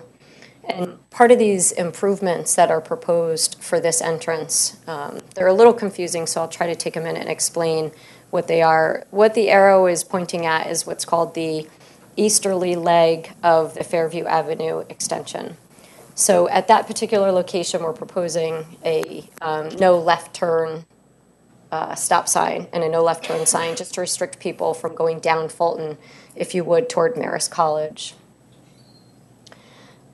This is some modifications to the Fairview extension where it meets Fulton Avenue. And so we're proposing to pull the curb back at that area. It sticks out pretty far into Fulton just to facilitate better turning movements if someone is stopped to make a left onto Fairview or to make a right onto Fulton. So it's pulling it back just to make a better turning movement at that location. Again, if you're going southbound on the easterly leg of the Fairview Avenue extension, I know that's a mouthful, we're proposing a stop bar there and a no right turn stop sign, or no right turn sign there to eliminate people from making right-hand turns onto Fairview. If you travel that road, you also know that it's not well striped, and so that's really a leading cause of driver confusion. So we're proposing to stripe that down the center and along the edge just to give drivers better channelization and just to help them navigate that road and around that corner. We're proposing to improve the sight distance in that area. As many of you know, when you come around that corner, there's some pretty thick vegetation that blocks your view. There's both a horizontal curve and a vertical curve in that area. So we've worked with your traffic consultant and our traffic consultant to figure out what acceptable sight lines are in that area and in the other area. In addition, we're also proposing, Marist College was before you a few items ago, and they were talking about the modifications to the narrowing of Fulton to try to calm some of the traffic. So we are working with Marist College and with the town, of course, in applying those similar narrowing of Fulton in front of our project. Okay, now let me just go over onto Cedar Avenue. So I'm going to switch over onto Cedar Avenue, which is the other, sorry, West Cedar. I have Cedar Avenue in my mind for some reason. West Cedar. So in this particular area, as you know, we've always talked about this entrance being an ingress only for the site. There was a recent meeting with one of the neighbors adjacent to the site, and so we've made some changes to try to accommodate that use. What we're proposing is in the area of that residence is a drop curve and a driveway that provides access to the garage that's in the back of the residence. This portion of West Cedar, or sorry, this portion of the entrance will continue to be an ingress only. However, the person that's using that driveway needs to be able to get out back to West Cedar. So what we've done is design a two-way from the driveway out so that dual movement can be accommodated. We will place no entry signs at the entrance of that ingress. I know that's confusing, and this is also going to be a gated community, so there will be a gate there to restrict people from going outside in that movement. Is that clear? You look like you have a question, John.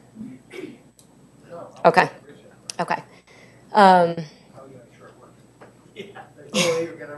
People from going out there. One of those hurts. I mean, if that guy can pull out of his house and take a left, everybody at every one of those apartments can go out that way too. Spikes. The gate only There opens from we go. one side. I love Yeah, that. right. You Okay. put spikes there. We'll work with you Then to see how many figure out lawsuits you have. an appropriate mechanism, again, to try to restrict people from going out that entrance. That sight distance there to the left is going out that is terrible. But if it's gated,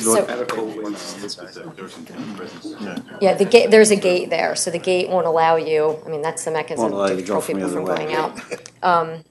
I'm going to just defer over to Phil. I may have taken the wind out of your sails, but if there's anything else that you want to add for the traffic and the transportation. Philip Greeley, Mazer Consulting. Just to add to what Kelly has described, the access. Back in May, we had evaluated. We had done an original traffic study back in February with the access to Fulton. We were asked to look at various alternatives. Different alternatives to Fulton, as well as an access to Fairview. So back in May of this year, 2014, there was a full evaluation of both alternatives. The level of detail has progressed, and the Fairview access is now shown in full detail, but it was previously analyzed in terms of traffic flow. The sidewalk along Fulton leading from the westerly end of the property, as Kelly had indicated, is being coordinated with the Marist work. So there will be a sidewalk to connect down towards the shopping area. In terms of the details on the control on West Cedar, I think we can work those out with you.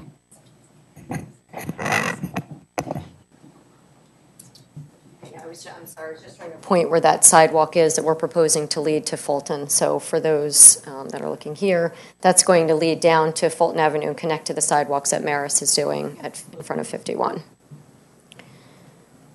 Okay, just move along. So some questions have arisen as far as how the property is going to be managed, and so we thought it's probably best to bring in the people who do this. So we have been provided with 5 of the leading property management companies that are in the Northeast. We've been reviewing these different agents or these different groups, and one of the ones that keeps coming up as the leader in the industry is United Development Group. So we asked them to come tonight to just give you a brief presentation of what it is that they do. Obviously, this is a firm that we're interested in retaining for this property, and thought it was best that they could just give you a quick overview of their organization. So They're located in Troy. They've been doing work for over 40 years, and they are involved in many types of property management, multifamily housing, senior housing, student housing, and commercial real estate. So I'll turn this over to them just to give you an overview, and you can ask them any questions. Then when they're done, I'm going to go back and we'll revisit some of the land contour items.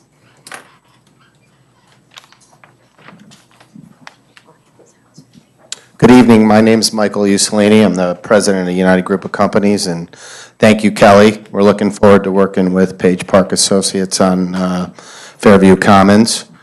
Our firm has been around, as Kelly said, for over 40 years. We've managed and developed over $2 billion worth of real estate and been involved in a little over 10,000 multifamily units. We currently manage multifamily properties throughout New York State, as well as Florida and Georgia. In our portfolio, we manage senior housing, student housing, as well as market rate multifamily. And we also have a little over 1.5 million square feet of commercial office space. This apartment community will have residents living in it from the hospital, from the university. That will consist of both, faculty, students, as well as interns at the hospital. Currently, in a community in Albany, we managed that it has graduate students, medical students as well living in it, as well as market rate individuals. In Watertown, New York, we have about 1,150 apartments that we own and operate up there that we lease to people at Jefferson County Community College, the military, as well as other people that live in that community. So Kelly and Darren and Jason asked me to come down and present our company and what we do and be here to answer any questions about management and operation. Thank you. Well, we may have, when we go around the board, we'll That's probably what I have thought, some yes. questions for you. Okay, good. Okay. So switching gears to the land contour change permit that we've requested. We've requested this particular permit so that we can really do grading on the site. I don't mean to minimize what we're asking for, but just to minimize what's included in the permit application. So I think originally we had represented to the board that we wanted to try to proceed with installing utilities and more formalized stormwater and drainage structures as part of this project. And I just want to make sure that it's clarified, and I may not have done this in the past, but we're simply asking to regrade the site so that we can prepare it in anticipation of completing the site work post receiving site plan approval from this board. I'm going to turn it over to Rodney, but I just want to point out that we have included, and I'm not sure if this board, if we've talked about it, but we've included a reclamation plan as part of our prior two applications showing if, in fact, the applicant didn't proceed with the project, what we would be required to return the site to. We've also provided the town with draft language for a bond for that work, and we've also provided the town with a bond estimate from LRC for that work. So that's something that we can certainly talk about tonight, is that reclamation plan. Although unlikely, I think it's important that we address it so everyone's concerns are met. So Rodney, if you want to just talk about the different phases of the land contour plan. Sure, thank you. One thing we haven't done with this plan is we haven't changed it as the entrances have been revised. As Kelly's gone through 3-4 different types of entrances, we've kept this the same. It really wouldn't change this plan except in phase 3, and when we get to that slide, I'll show you. It'll actually be less work that we would do around the corner of Fairview, because we'd slated that, as she showed you in the earlier slide, as area for preservation along that corner. Once we get the sightline area clear, we'd keep that vegetation. I'm sure we'd supplement it. That would help buffering to that corner of Fairview as well as Fulton. So this is the same as it has been. The land contour work is divided into 3 phases. The center section, which requires that we enhance and rebuild that culvert that's on the property that collects the current stream, is phase 1. That area surrounding it allows us to grade on less than 5 acres in that center section. Phase 2 goes to the Sunset Avenue side and does, in essence, a large amount of grading to bring us pretty close to our final grades. And Phase 3 out near Fulton and the Fairview curve do the same thing. Now, the area of the curve along Fairview that I just mentioned, we show that grading extending out pretty close to the road. That would not occur there because the new design does not impact that area in the end, so we wouldn't take the vegetation out. Access into this is still through the current industrial subdivision that's been combined lots, but near the Avella property, all that construction access would still be there. So once we came back with the board, finalized site plan approval, then ultimately we'd end up designing and building in the real entrance to the property at the end. Reclamation plan, as Kelly described, is our mechanism for reestablishing vegetation on the property. It's no need to repeat what she went over before, but as I said, this plan stays in essence the same. It has the improvements that you were looking for and were concerned about from our previous meetings and staff reviews. Thank you. Okay, again, just to recap, so we did provide the board through their attorney with the bond estimate, with the draft language, and started to have dialogue so we can finalize this agreement, just to give everyone the comfort level that they're looking for. We also provided the town with a letter addressing some of the PROD requirements. And so, of course, I don't expect anyone to be able to read this, but there are certain requirements that are restrictions on the underlying property owner. And so although we're not at that point where we're actually seeking the PROD approval from the town board, we wanted to put something in writing so this planning board understood that we are committed and we are agreeing to those requirements. I think that is it. Let me see what the date is. Yes, it is. Correct. Looks like you have some questions. Okay, so that summarizes the presentation, and I'm happy to answer, any of us are happy to answer any questions that you have. Okay, as we go along, thank you. Thank you. Okay, Liz? Here we go. Good evening. I'm Liz Axelson from Morris Associates Engineering. I'm a planner. I'm going to try not to repeat some of what Kelly presented. Just recognizing that there were concerns expressed by the planning board about parking and density. So the density's been reduced, as Kelly explained, to 151 dwelling units, and parking has been brought up to 414. Was I being too loud? No, it's Anyway, so 414 spaces just for the residential aspect, with the possibility of some land banking and appropriate conditions on that. We've been taking a pretty hard look at all aspects of this application, including the land contour application. At this point, the concern that we had about extensive steep slopes has been addressed by some appropriate notation about alternative method of slope stabilization, and Joe Dennis and I reviewed that and we're comfortable with it. Let's see.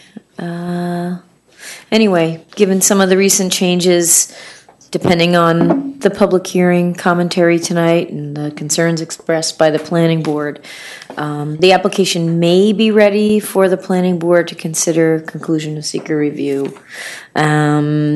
Or not. You'll see in my review memorandum that I've provided you resolutions for potential action and also alternative resolutions to defer on action. A full EAF Part 2 was prepared for the board's review. And as far as the land contour permit, if the board decides to take action on that, there are remaining comments that we felt comfortable including as conditions of approval.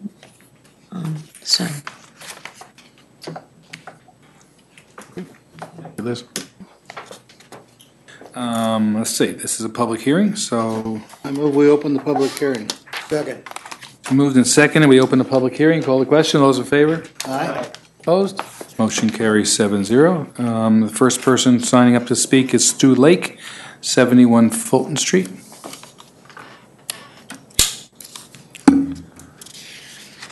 Hello. Oh, ready? Ready. Stu Lake, 71 Fulton Street. My wife and I own the property directly across from the construction site. I first of all want to thank the members of the board and Page Park Associates for meeting with us at our location to look at and address the concerns certainly that we brought to you the last time we were here. A lot of them haven't been addressed, certainly. The change in the road and the entrance and exit off of Fairview is a big help to us where we live. Buffer zone was certainly the other concern that we had. In speaking with Kelly of Page Park, they have agreed to work with us to put up a buffer of some type, most likely on our property, but certainly something that will help block off the exposed area of the location, which we certainly appreciate. One of our major concerns, which hopefully will be addressed tonight as well, is certainly management of the property. You're going to have a lot of young folks right across the street from us, so we are very concerned about just the behavior as we have a lot of college students that live in our area. So it is something we are still very concerned about and anxious to hear how it will be managed. One of the things that certainly were not addressed tonight, which was last time, is the tax of this property to ensure that it stays on our tax rolls. Obviously, our taxes are escalating, and we don't want to see them go any higher. I don't think anything else. So at this point, I think, again, thanks for addressing our issues and certainly help in the concerns over the tax and the property management. Thank you. Thank you. I'm sure they have some extra brochures about the management company if you wanted to take, you can have this one or others, so. Number 2, Virginia Buckley, 16 Windsor Court.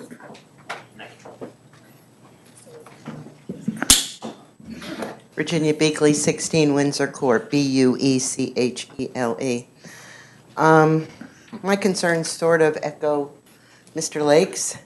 It's basically about the management, because in reviewing the packet that was presented by Page Park and was prepared by Brailsford and Dunleavy, which was amongst one of their early submittals, on the very last page, it says flexible policies, alcohol, and visitation.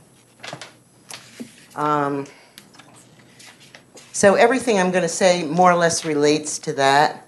I know at one of the public hearings that I watched on video on YouTube, thank you for doing that, that's very helpful when somebody can't make the meeting, there was a lot of discussion about the open space, and I understand there is going to be some open space on this property. I don't know if there's going to be any restrictions on that open space.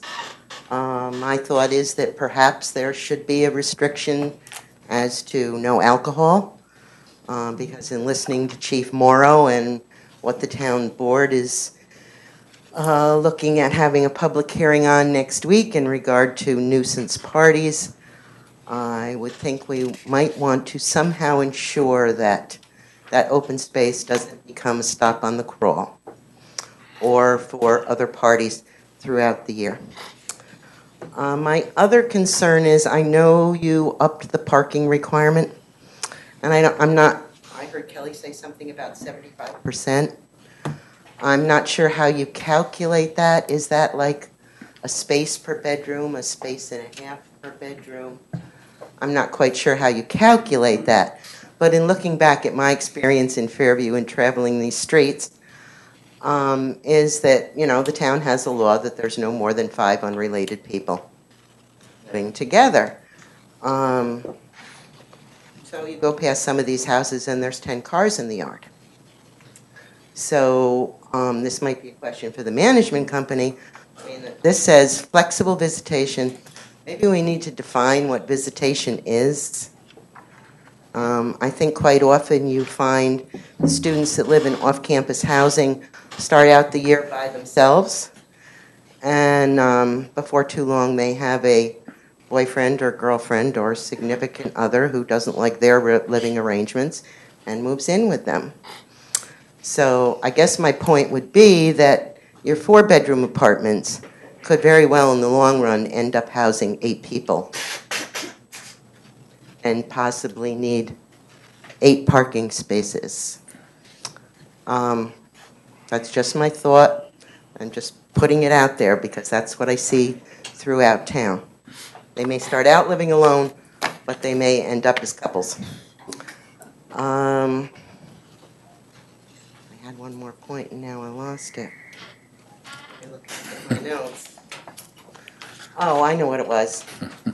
Also, I'm wondering if this is going to be open to town police. Say town police?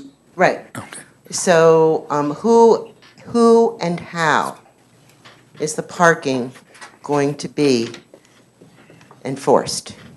Will that be strictly up to the property owner, to the management company, or will the town police have permission? I did want to say before I started tonight that these are my comments and my comments alone. Please don't consider them as coming from any other entity. You do know that I'm a Fairview Fire Commissioner. So being a Fairview Fire Commissioner, one of the things in my mind is always public safety, and I think it will be important that the parking is strictly enforced and that the fire lanes aren't parked in. And so I think it's something maybe for the management company to look at or for this board to look at, but I'm concerned about enforcement. And I think that about covers it, except I'm a senior now. And doesn't look like this has any senior housing in it because most seniors don't need 2 bedrooms anymore. Thank you. Thank you. Number 3, George Lithgow. I believe he's the attorney representing Fairview Fire District. That's correct. My statements do reflect the fire district. We'd like to thank the chairman and member Finale for attending or coming to the firehouse last Tuesday to get a view of the existing resources. I think they have an appreciation for the willingness of the district to provide service, as well as the limitation that exists in terms of capacity at the firehouse and with staff as a result of the circumstances the district faces. They may wish to share that with the other members of the board who were not able to attend. One of the things we discussed was a report that has been prepared by the Center for Governmental Resources. When the fire district first heard of this project, it was concerned about the impact of the project. It's a large project. It adds potentially 500 beds to the area that the district serves. Right now, the district has approximately 6,500 full-time residents. It also serves a considerably greater number of paid-time residents. So this is a significant impact upon the resources with the anticipated calls.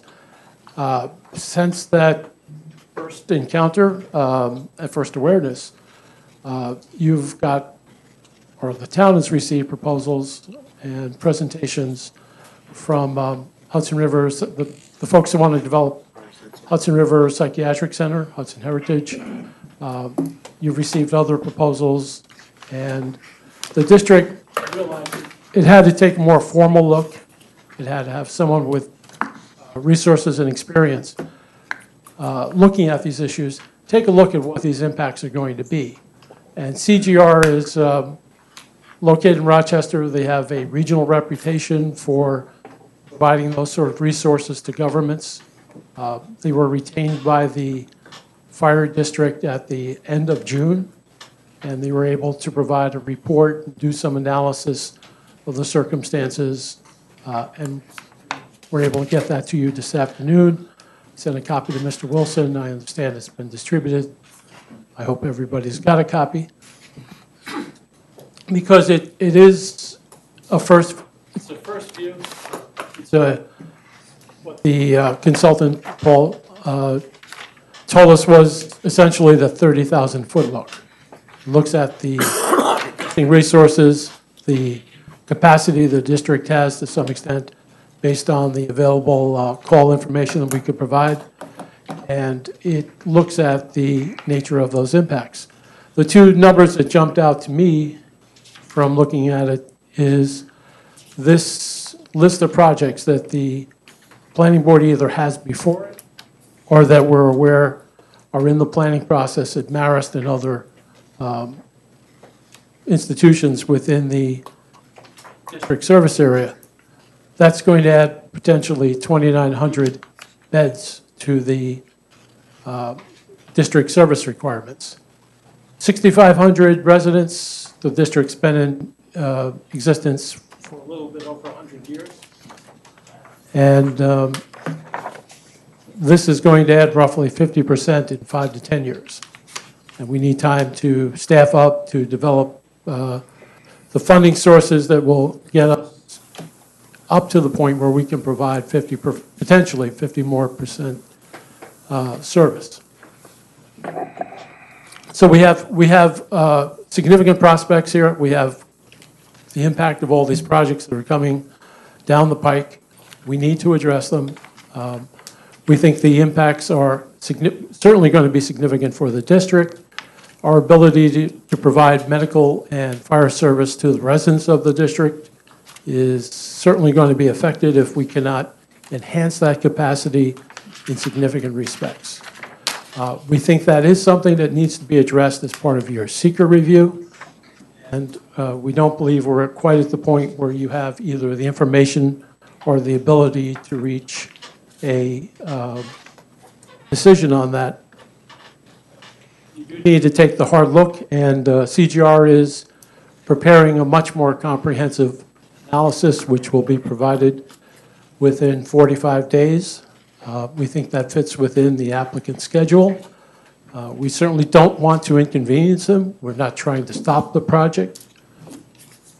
But we feel that these issues have to be addressed before the project concludes the seeker portion of your review. And it is something which is going to need to be addressed in seeker because it's part of the PROD determination the town board has to make. And this information is going to be relevant to that as well, and the town board's going to have to make its own seeker determination.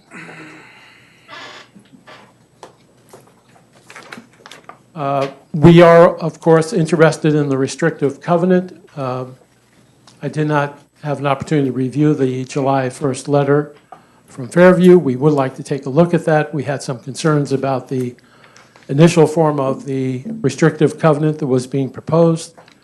Again, you certainly have to resolve that issue with the town board, but it's something which does affect the ability of this project to remain on the tax rolls, and the district certainly has a great interest in seeing that every taxable project in the district remains a taxable project.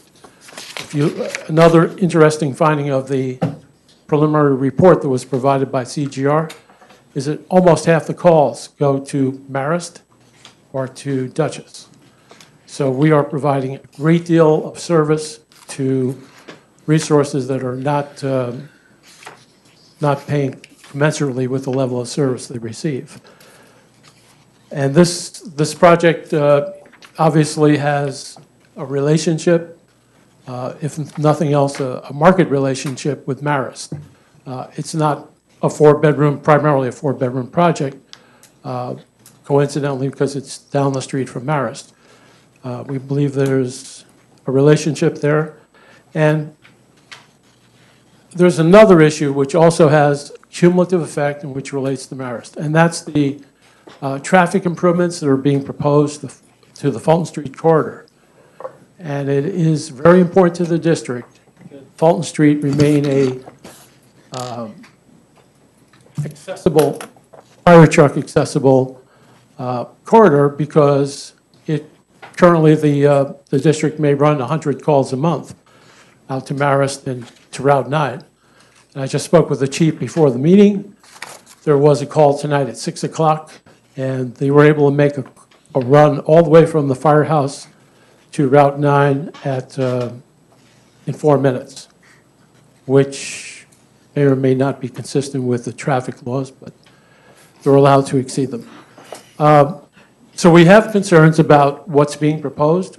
It's obviously a need for a planned and coordinated approach to this. We recognize that there will be increased pedestrian traffic, that the applicant and the board are concerned about the safety of those pedestrians, and that there is discussion of traffic calming techniques for that reason.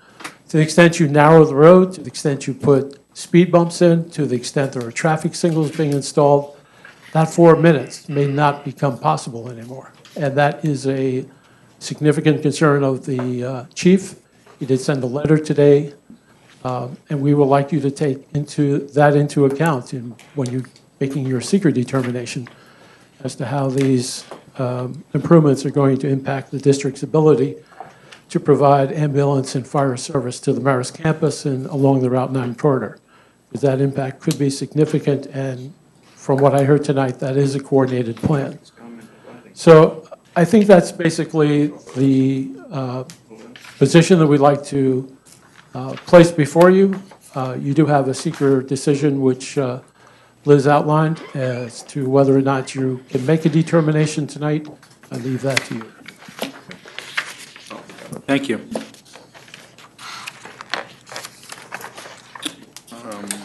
Okay.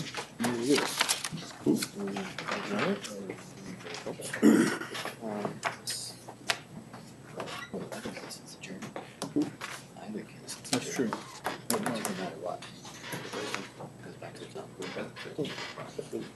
That's true.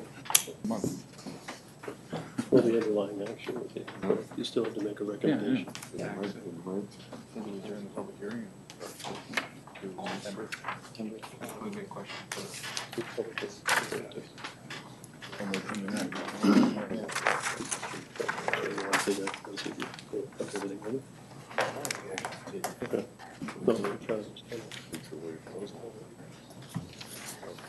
So I think you leave.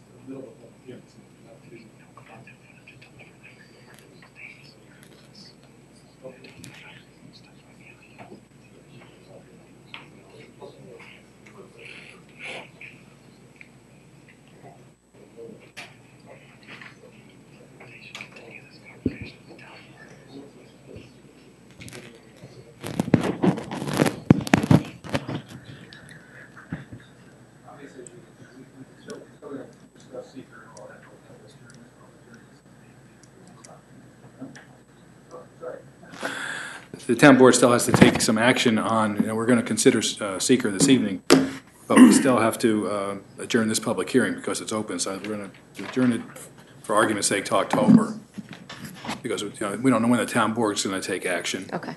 Et cetera, okay? Understood. So I think that kind of makes sense. Yeah, October 16th would be. October 16th. Yeah. Okay? Very good. Can I make a motion? Yeah. I move that the planning board adjourn the public hearing for site plan approval to October 16th, 2014. Second. Been moved and seconded, the planning board adjourn this public hearing for site plan approval to October 16th, 2014. Okay, call the question. All those in favor? Aye. Opposed?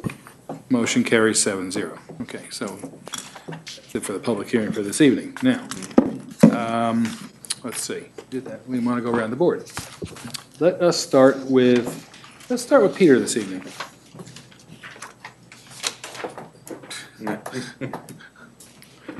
Sorry, Peter. We are charged with making two decisions. One is a recommendation, one is the seeker. The other is a recommendation of the town board with regard to the prod. And I look at the part 2 of the EAF, and the questions come in part 18, consistency with community character. You know, I think everyone has a concern. Even there was an article in the paper recently. The chief was quoted as saying, these parties in that neighborhood in Fairview have grown to an intolerable proportion. After 10 years, I'm here to tell you, we've done everything possible. I don't know what to do. And my concern, I have two concerns here. One is the impact this may have, with all respect to a good management company. We're still dealing basically with a majority student population. And I'm really, again, I've mentioned this before, I'm not really certain that based on the formulation of this project, that actually qualifies for a prod designation, if you read the statute. But again, that's up to the town board. It's not up to us. Under community service impacts, we received a document tonight, I guess it's from the planning department, with regard to the negative declaration. It says the proposed project has been designed to accommodate emergency access apparatus in consultation with the Fairview Fire District. It goes on to say the project would not have a significant adverse effect on local community services such as police and fire protection. And that may be true, but I think that we don't really know. I mean, we visited the fire department, the firehouse the other day, and I have to tell you, they look pretty pressed in terms of their ability to provide the service that they're required to do currently. It's a clean but Spartan building, and they have, I think their resources are pretty limited. And I'm really not qualified to say one way or another how much increased demand this project or the others will place on the fire department. The fire department is making an effort to get someone who is qualified to make that determination, or at least give us some guidance as to whether or not this is really practical for them. In addition, and under land use and community character impacts, the comment is that the project is more consistent with existing land uses to the north, east, and south of this site. The development of apartments on the site is more in keeping with the residential neighborhood to the east. If this is going to be, again, primarily student housing, I'm really not sure that that's a correct evaluation. Because the student housing is not consistent with a predominantly single-family residential area. Again, without judging whether or not the management company has the ability to be in a position really of having to herd cats, which is the position that they will be in. I'm concerned. I mean, if this were not student housing, honestly, would have no problem with it. I mean, it makes sense. I mean, I'm sure it would be great for the community, great for the developer, but it's the student aspect of it that really is of concern to me. And, you know, for the benefit of the community, I mean, you can't look back and say, you know, what did we do? You know, what were we thinking? I think if we had something that we could hang our hat on with regard to how is the management company going to have control once the students move in.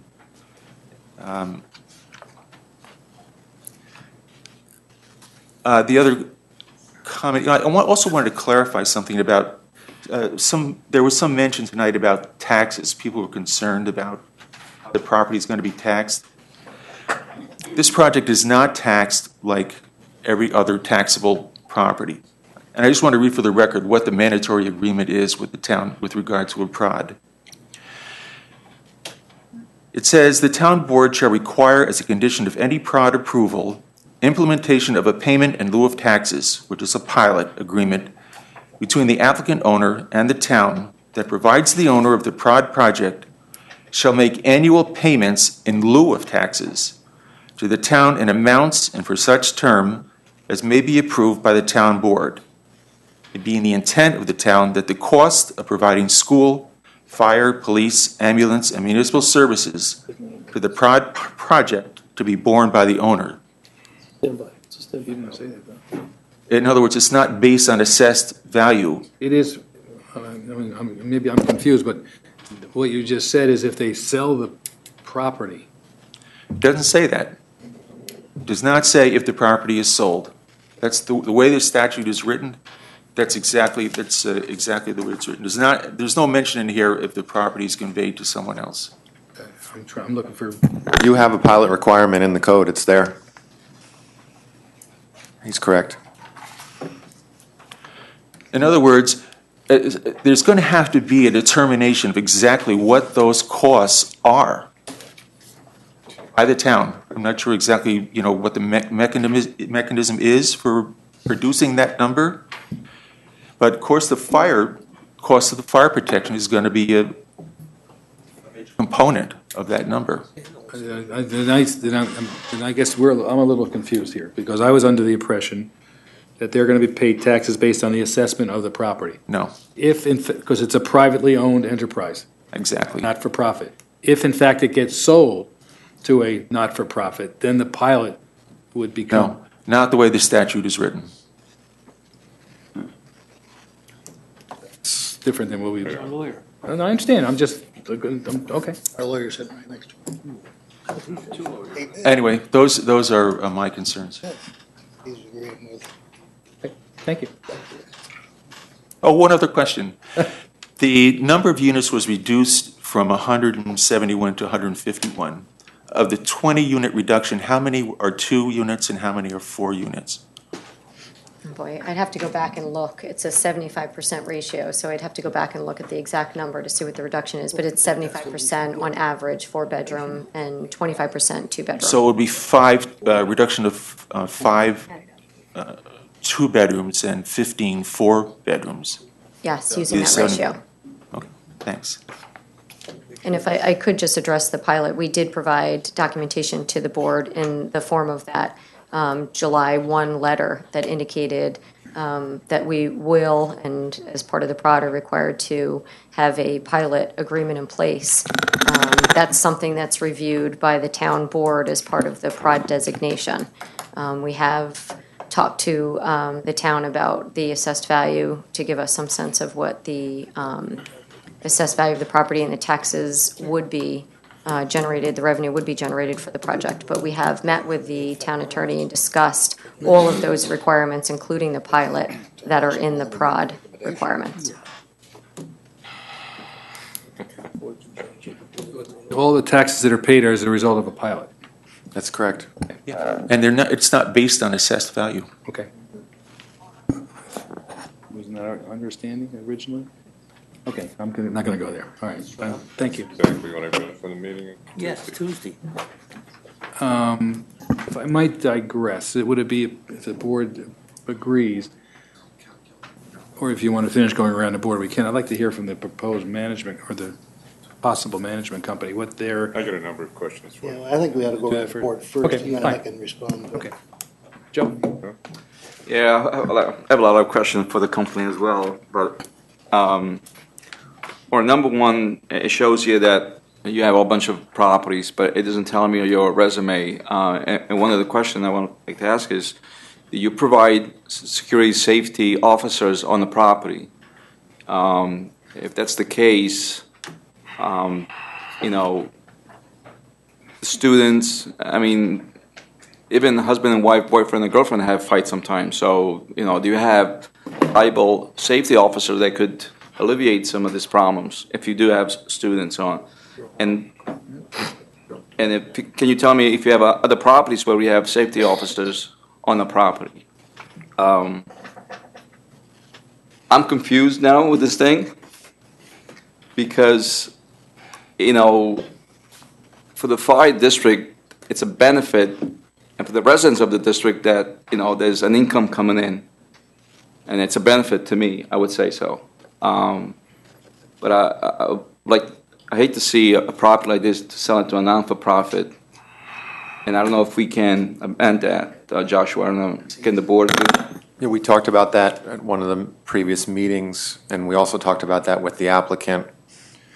A restrictive covenant that would run with the land, and perhaps the applicant has even indicated that they would agree to this, that it would not, at some point down the road, be sold to a not-for-profit.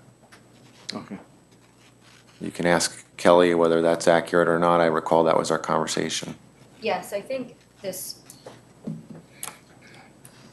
issue came up when we started talking about some of the covenants and the restrictions that are required for the prod. And again, these are town board issues, but certainly discussed with you as part of the seeker process.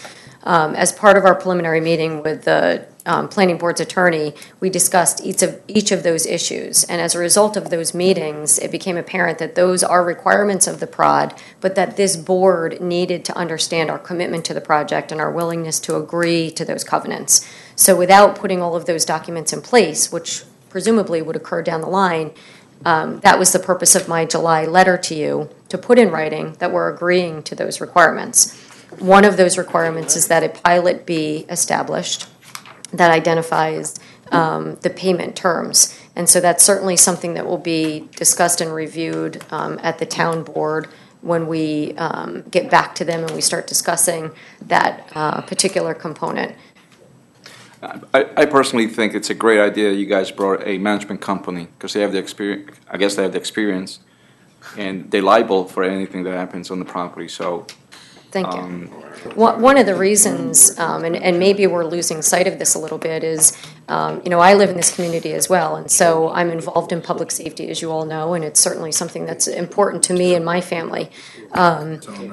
I hear about the parties and I hear about the students, but let's not lose sight of the fact that the residential community that surrounds this property is not a predominantly middle to upper class, single family residential area that it used to be. I've been here for many years and I've seen the degradation of that housing in that area. And what do I mean? They've all become properties that are owned by people that have rented them to students. And so many of the problems that we see are individual homeowners that have leased property to the students. There's really no control or enforcement remedy on the number of students that are living in these houses. These houses, some are safe, some are not safe, some are older construction that really aren't suited for the type of living that they're being used for. We have people parking on the road, parking in lawns, parking in driveways that weren't meant to be driveways, and certainly affecting the residents of that community. So we have, from the beginning, said that we think that this is a significant improvement to that residential area.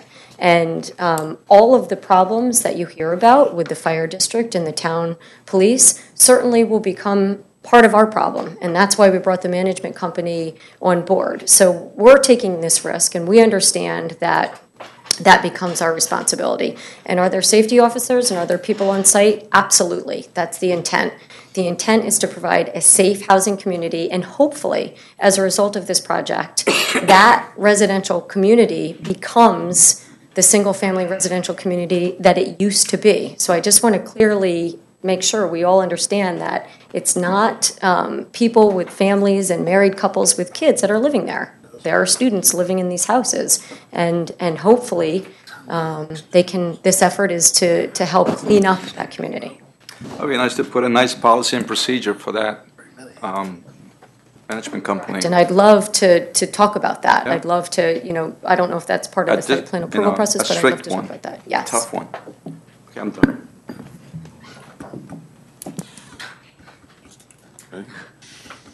All right, I saw your memo of July 1, and it's certainly big.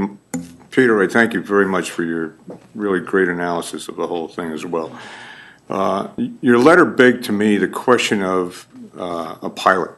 In no way in hell would I ever want to see this project get a pilot, because I, as a taxpayer, don't think that we should take the risk ever of having to pay for any failure of a complex like that. And that's what it could lead to, and we've seen that before.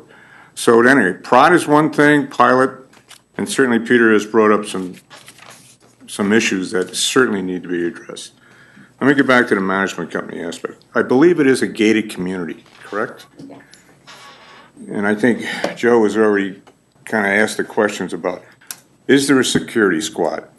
Is there a medical department of some sort that houses an ambulance or something? I think those are the kind of questions that would help all of us understand, what is the management company going to do? By the way, do you manage any of the schools up in Troy? Either RPI or Russell Sage or Hudson Valley Community College? Maybe you could tell us what you do up there and what the rules are that you manage. Who holds the lease? Does the management company hold the lease? What's the lease is going to kind of look like? I know we're looking for detail. It seems like it ought to be down the road. However, there's a risk. And I grant you, I am in favor of this project if, in fact, the students could afford the housing and, A, the rules are such that they'll abide by them rather than just continue to proliferate the outside buildings that aren't fit to be occupied anyways. So which is it? I don't know. That's a catch-22 question that everybody's going to keep asking. And the risk to the taxpayer in the final analysis is where it kind of comes down to as well. As far as tonight's presentation, yeah, I'm with you, but certainly you crammed an awful lot at us to be able to say yes, no, or indifferent. Traffic study, I think, should be done. I'd really like to understand a little bit better than a quick presentation on the stop signs. Sidewalks, I don't think has been addressed that I asked to be addressed going up the hill. I've asked a number of times to show the side streets and driveways on the drawings. I don't see that yet. I think that's enough for me to say right now, but I certainly am someplace in the middle there. Marv? Well, basically I agree with Peter and two gentlemen in front of me, but the point was that you have student housing experience with with the management corporation. What do they do? They've never explained how they handle all these. There's 10 things listed here for different colleges and universities. How do they handle this? And the biggest thing, now maybe I missed out someplace along the line, but you showed all new drawings with a new entrance that I never saw before. Till I sat down here and you picked that up there. Where was the comment to anybody? And you're expecting us to make all kind of considerations and acceptance or denials based on something we're just looking at right now. I'm really taken back at that. And I personally can't make a decision one way or the other for anything because I haven't seen anything. Ed asked for traffic studies. Was a traffic study made on that new entrance? I haven't seen it. Tuesday we had a meeting, the board, and we went over everything we had. That never showed up. So I'm totally confused of what you're trying to do, and I'm sure the people in the audience that live up there. Well, Margaret, with all due respect, what you saw tonight was as a result of the councilman meeting with, in the meetings with the neighbors, the Lakes, for example, and so on, that the change that was made that she showed was as a result of coming to an agreement that would satisfy them as the neighbors. Satisfied the neighbors, but we're the one that have We our name to I it. understand that, but we had seen that originally as an original That plan, concept. yeah. All right, then it changed and it came back. You're right, but I'm just saying that was Yeah. when the councilman Well- reached out and there was some, But so. there's a lot, in my mind, missing on this. That plan, I want to answer your questions, Marvin, but that plan was presented previously to the board, and it was discussed, and it was part of the traffic study that was completed, and I'll let Phil address that. But I just want to remind the board that tonight, we're not necessarily saying, we're asking you to pick the location of the driveway entrance. Again, that's a site Yeah. plan issue. What we're here to talk about tonight is the seeker review of the project, and as part of the seeker review, we need to make a decision as to whether or not these proposed entrances are safe and they're acceptable, and they do not result in a negative impact to the community. That was the purpose of showing that alternative entrance again back to the board, not necessarily to say that's the final location, but I'll let Phil, sorry, I'd talk about the traffic. The two plans that were originally presented, one was a plan at this same location.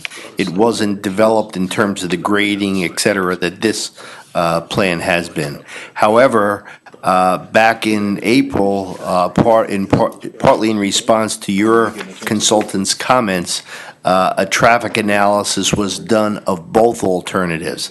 Actually, there are three different alternatives. It was originally analyzed through the Avello property. Then there was an alternative with a separate access to Fulton. And then there was an additional analysis which is addressed in our May 20th letter to the board that looked at this alternative access and the change in traffic patterns, et cetera, as a part of that. So this plan is not new. It's just been refined based on input from the neighborhood as the preferred access. It was studied and evaluated in detail in the previous documents that we had done. And I think in terms of, the coordination with Marist that was talked about and the sidewalks, there's a certain amount of the sidewalks that Marist will be undertaking. I think at this point, we were making a connection to that so that there was connectivity. I think in terms of, Ed, your comment, we haven't gotten to the extension of that sidewalk, but that's something as part of site plan. We're working to develop the sidewalk system that will serve this development and the existing residents. You'll see people walking out there. And the concept is to get pedestrians on a sidewalk, get them down near Beck Place, and it really is going to come out of the Marist study. But the idea is to have a crossing at that point because people are crossing there today, but they're not walking on a sidewalk. They're walking in the street. Right. Which we saw. That's exactly. So we're trying to get the entire sidewalk system in place with this change of the access to Fairview. We had not gone any further yet, but the idea is to continue that sidewalk and work it all into the system. One other point that I maybe have missed that also. Is this a completely rental or is it buy, sale for people? It's a market rate apartment complex, so it's all rental. So All it's rental. open to anyone in the public. That's correct. So then, going back to Wednesday night at the council meeting, the new law they're trying to put in. Yes. Any failure or violation would be back to the owner. Correct. I was at the meeting and I heard the presentation. That's With correct. tickets and stuff. I know Yes. you were there. I Correct. saw you on Yes. TV. And So if that is the case, then it's a 12-month rental completely, or is it 9 months for students only? Again, I know that we're all talking about students and I understand why, but it's a market rate apartment complex, so it's open to the public. It could be rented by a doctor from Yeah, St. Francis, it could I'm be talking rented by a time. student at Marist. 12-month. We're proposing that it's a 12-month So rental. if students come in to rent, they're gonna have to pay for 12 months. That's correct. It's a market rate housing, market rate apartment complex. So it's similar to other apartment complexes that you have in the community. I understand the sensitivity to the students, which is why we're trying to answer some of those questions. Yes. And Marvin, you raised actually a good point, so hopefully everyone understands, is that because of the new law that the town board is instituting, there is, again, we are absorbing the risk of the residents of this apartment complex, and we want to make sure that it's something that people are happy to live in. So we understand the sensitivity of the rules, and it's this risk is on us, and that's why we have the management company here. Well, that's the point that Ed brought up, the 10 student housing experience for this company, United Group Companies. We'll give How them- do they handle that at all That's- these 10 universities? Yeah, they're experts in this, so we'll give them a chance. I'm I gonna was give them going an to try to get all opportunity- I'm gonna give them an all the opportunity to talk when comments we from get everyone. Okay. Sure. Fair enough? Great, absolutely. So, I mean, a lot of things have been, I mean, I see the good and the bad. If you get student housing in here, the good part is if they actually came in and occupied the place, at least they're under more control than they would be out in individual houses. However, a good point was brought up about the price of this, and so we really need some information. Is that going to be the case? I mean, I have a feeling that that's not really going to pull many students from existing housings into this, because I think it's going to be too expensive if it's at market value.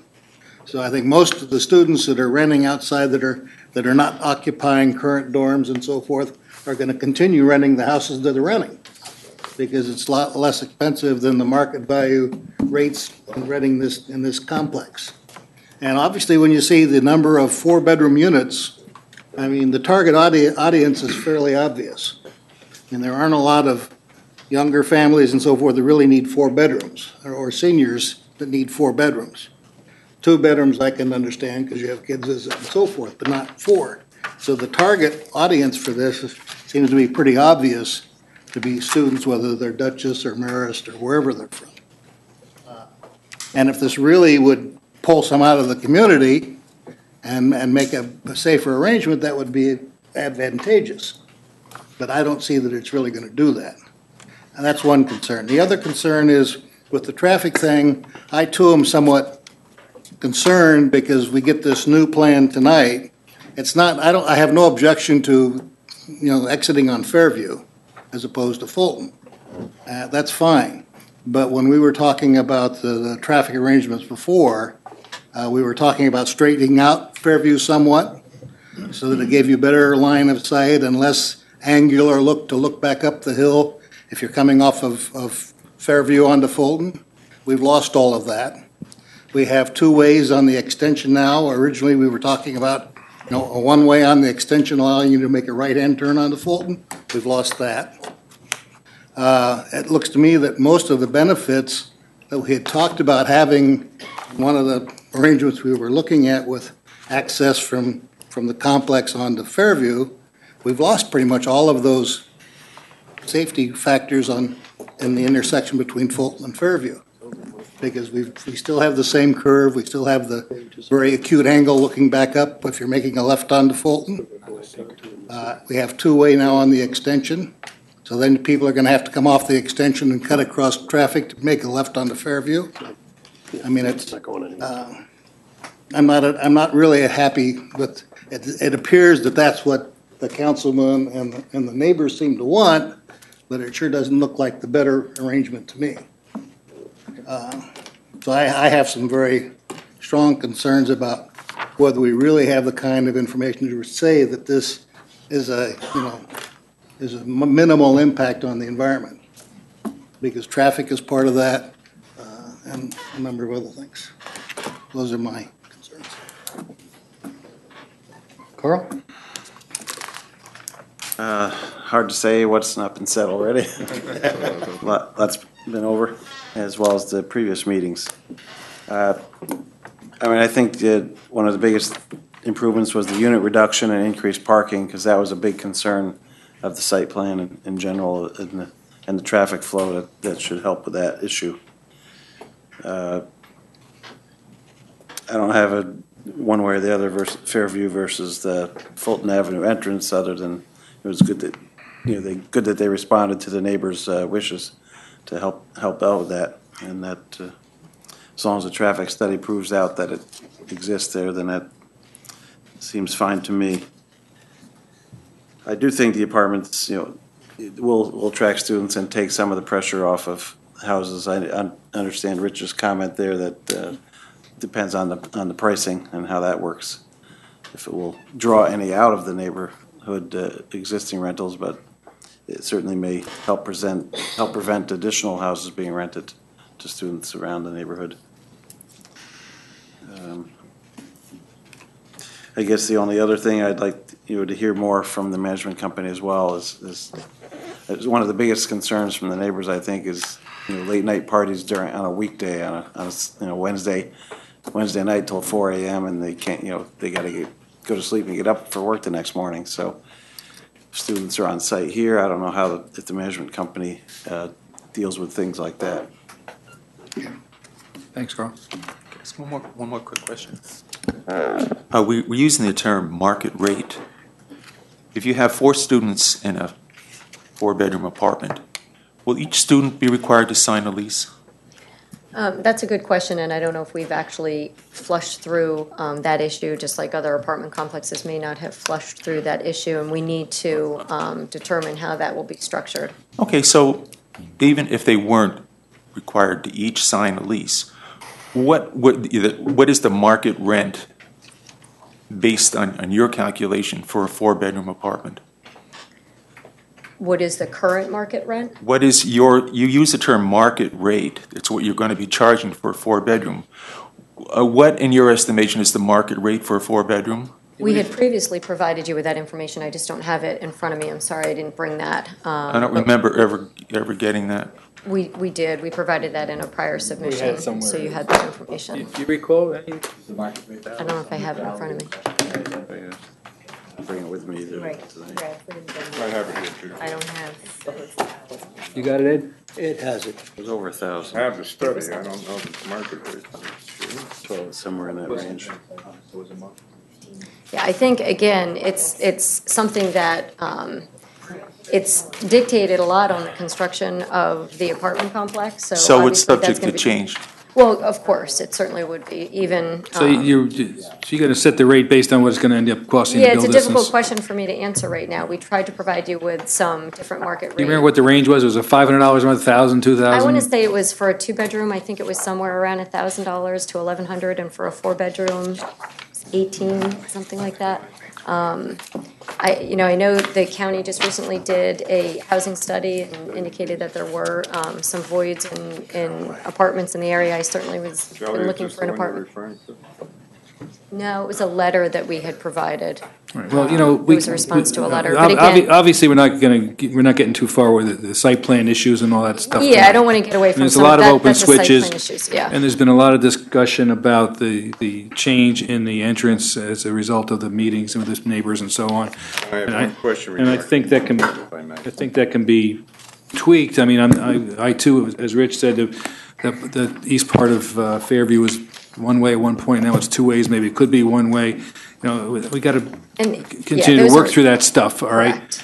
The purpose of the exercise, again, I don't mean to interrupt you, Mr. Chairman, was to point out that there were different entrance alternatives that were analyzed for seeker purposes. And the traffic studies coincided with those different entrances. Again, we're not stating tonight that as part of the site plan process, we need to pick which entrance, as part of the site plan process is the final entrance. But again, just to show that each of those has been analyzed by both of the traffic consultants. And I haven't forgotten you. As far as the prod is concerned, we don't solve that problem here. This is not something that this board is going to even have to consider what the dollars are and how they come to, and what the assessment will be or whatever. That's all town board. The town has to work that out. They have to work it out in terms of the police. They have to work out in terms of whatever parameters they use to come up with a number. Okay, that's not something we're going to do. Okay, just to be clear. Okay, I don't think that I think the seeker issue, I think we're in pretty good shape personally with that. I would like to hear from the management company what they're going to do, but Ed has a question. Ed? Yeah, the one question I wanted to ask that I didn't, that grade off of Fairview is pretty steep. What's going to be the grade of that entranceway? Fairview going north? Yeah, the site is. Yeah, right now it's open space land is the last plan we saw. Right here. And I'm. Oh, the driveway, okay. looking at- Of our entrance going in? Yeah. We just did an initial grading of it, but we come in at 2%. And then we go down into our site, probably around 8%. And then that particular plan lets us meet with the grades that we've already designed to the site plan. Again, that may not be the final, but that's the way it grades out initially. Okay. But it's going to basically be dealing with the same grade that they deal with right now on Fulton. And I'm thinking wintertime again. Right, we've already discussed the fact that there's Okay. that slope. We're looking at these options that can an entrance be mitigated with improvements? Each of them that we've shown you can. So to focus on this particular one, we would obviously try to address that. We would work within the site we would change that entrance. We drew a straight line as a result of the meetings that the chairman is talking about, just to show you this from 2 days ago. We can curve that. There's work that we can do there to tweak that and continue to make it better. We're conscious of that exact question. It's one we discussed this morning about snow and winter. Drainage. We all would like to hear from someone from the management company, particularly, I mean, there's a lot of questions that were thrown out, but, how do you handle these situations? I mean, give us a typical Friday night. For lack of a, I don't know. No, that's Wednesday, Tuesday. And knowing there's going to be a lot of students and perhaps families there living in this environment. It's Thursday nights now at college, it's not Friday. Thursday night, sorry. Thursday night. Well, I took a lot of notes. I hope I captured all the questions that came out about managing students. Ed, I think you brought up, do we manage housing near RPI? We did a graduate student housing community near Rensselaer for the graduates. It's 341 beds, and we own and operate that and manage it. To answer the question about how are the leases done, they're done individually with each student. There's a credit and background check done on each student. There's a guarantor requirement. We require a parent and a guarantor to sign. In terms of the operation and management of that community, which is called City Station, we have on-site live-in management staff. We have a manager and assistant. We have a full maintenance team, porter. In addition, we have security that we contract for that is in the buildings that does rounds. In terms of parking and number of cars, we run about 0.5 cars per student at that community. It is in downtown Troy, so it's kitty corner to the campus. We worked with the university in Rensselaer. They run a shuttle pretty much from their campus into the downtown, and they stop at the City Station community. In addition, Rensselaer's security and safety officers do patrol down there, and they do rounds in the building. We gave them a key fob entrance to the building so that they could come in and participate. We have a very strong integrated relationship with the university. You expect to do that with Marist? Pardon me? You expect to do that with Marist? I would expect to have a very strong integrated relationship with Marist, yes. In terms of, hold on a second. And Dutchess Community. Yeah. In terms of parking and fire calls and fire lanes, our management staff and our security police and patrol the grounds, and cars are tagged. When residents and students, whether you're a doctor or an intern or a nurse at the hospital, or if you're a student at Marist, or if you're a faculty member at Marist, or if you're an athletic coach at Marist, we get their application, they sign an individual lease, and the guarantor is on that lease unless they can prove that they have the income to cover the rent. And we get all of their information as it relates to their cars, their tags, their license plates, etc. So we do not allow additional people to bunk up or stay in a bedroom or an apartment. We have a very strict set of rules and regulations within our lease. We pretty much have a zero tolerance policy as it relates to behavior in our lease. We also, if you are a student, we require a minimum number of credit hours to be enrolled at the university, and if you're not allowed to live there. Those are things that we've put in place at some of the other communities where we own and operate.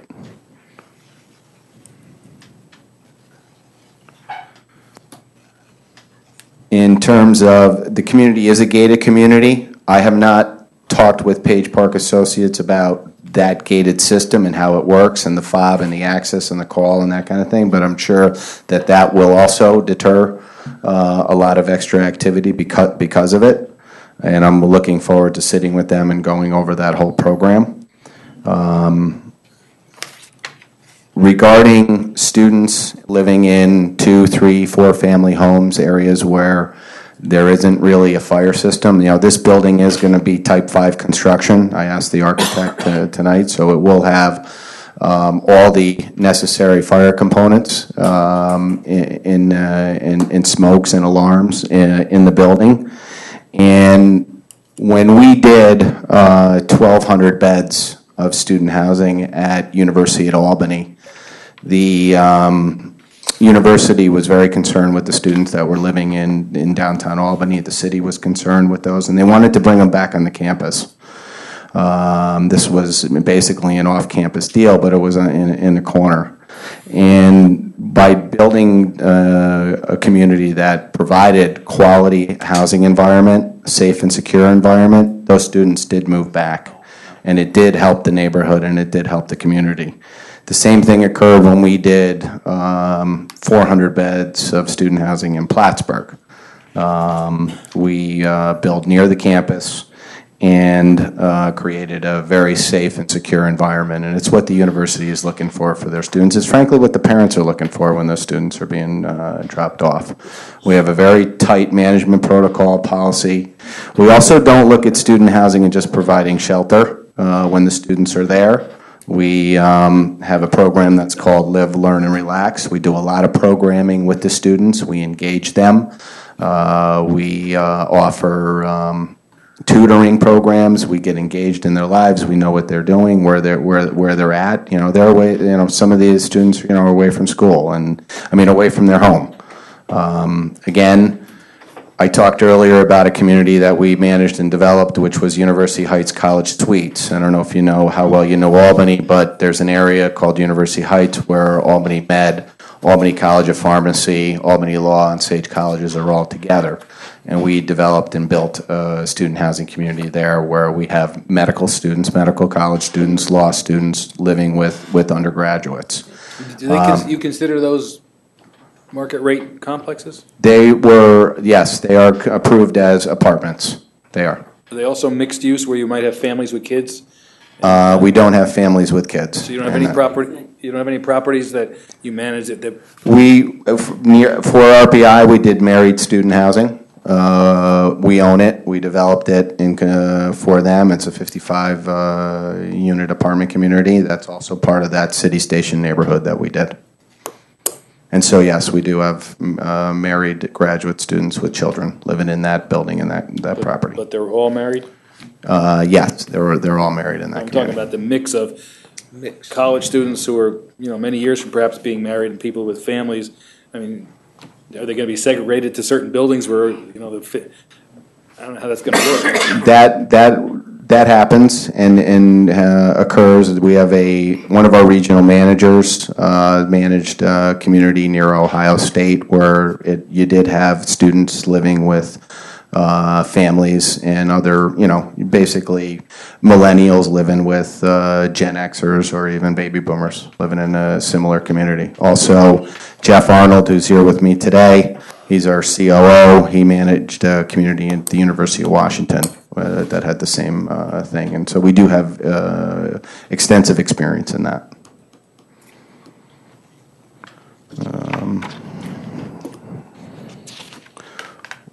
One of the questions was, and we currently have it in our portfolio up in Watertown, where we have 256 multifamily market rate community, and we have Jefferson County Community College students living within that community, along with military personnel, people working at Samaritan Hospital, as well as people working at the mall. Can you give us a feel for the number of fire calls or police calls that you have in a complex maybe similar to the size of this? Do you know? I don't know the exact fire system that's going to be in this, but they're not extensive in our communities that we have, and I can provide that information to Page Park. Please. Okay. One of the questions I think was, do you have a police officer or security officer living in your community? And we developed 264 beds of student housing across the street from Schenectady County Community College. It's a younger student, and we manage that property, own it, and have a great relationship with the university. As part of the security program in there, we took an apartment and put rented to basically a canine officer that parks his car in the parking lot, and as part of he gets a free apartment, but part of his compensation is to be there and patrol and do rounds, etc. So yes, we do that. I think I covered most of the questions and topics that were brought up. Would you be able to provide, I hope this is a fair question, references or somebody we could call? Or yeah, you can call, we can provide references. We'll provide references to Page Park Associates at Rensselaer and provide them at the various universities. Is that what you're looking for? Yeah. Yes, we can do that. Okay. Thank you. Okay. But any other questions? Guys, jump in. I think,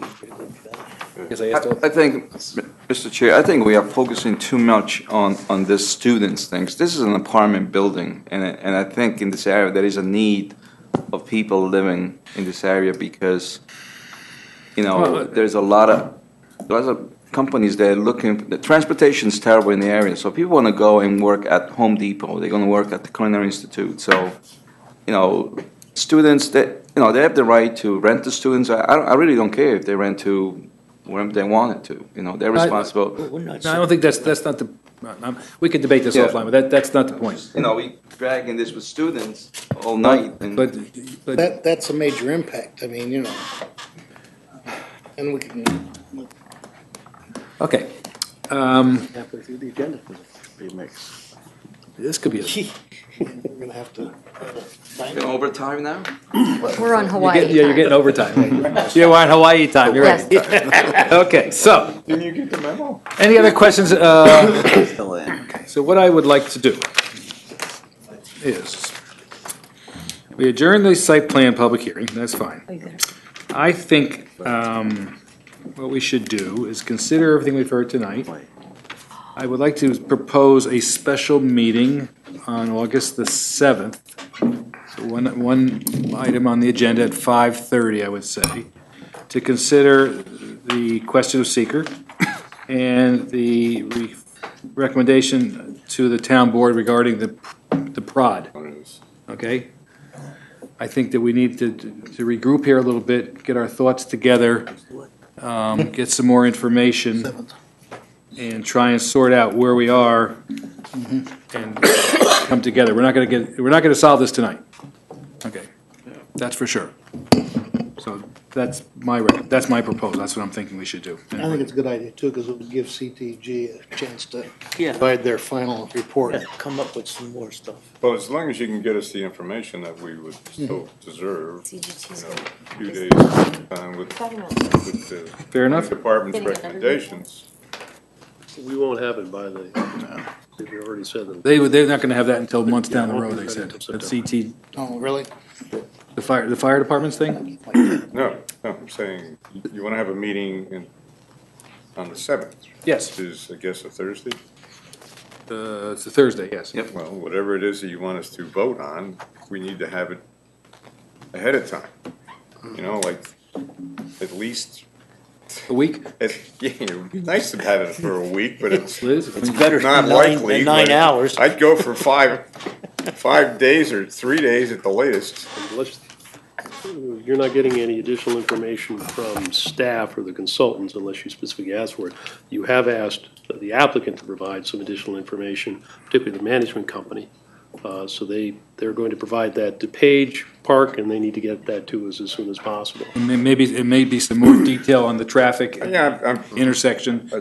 you know, quite honestly, yeah, okay. There was a traffic study back some time ago. You're one of many. So we can net it down? Mm-hmm.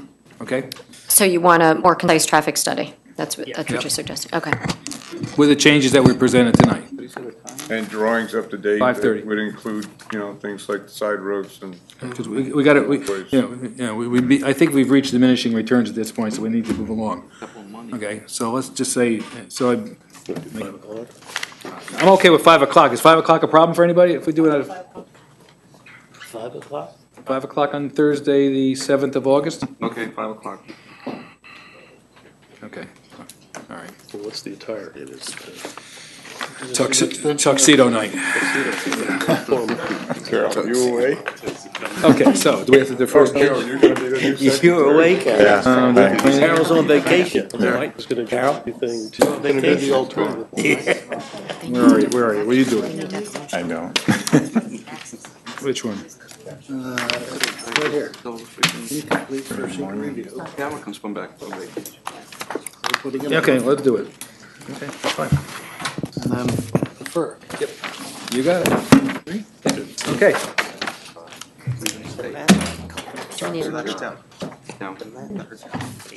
Do we need to make a motion as far as August 7th meeting? Absolutely, Yes. yes. You've got to set the special meeting, and you'll do that through the resolution. Okay, well, let's do it. I move then that the planning board determine that the application is incomplete for secret review pending further elaboration on the proposed development and its potential effects as specified during the meeting. Okay, so we're not. Second.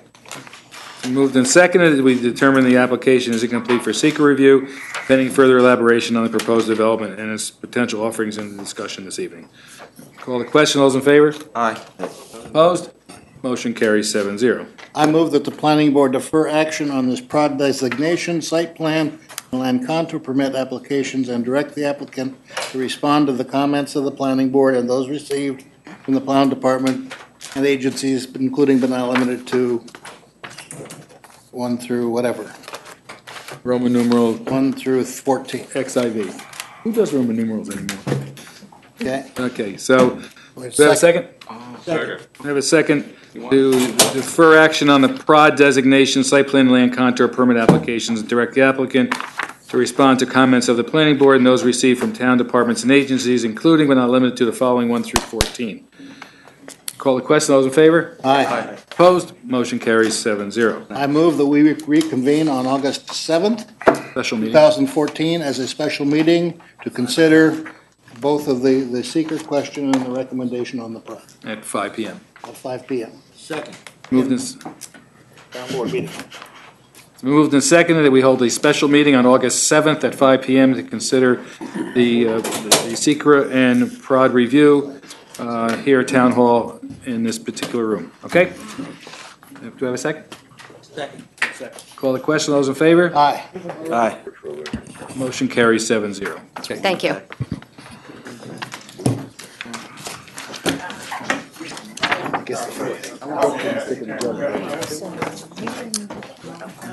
Was this like a fork in Jello?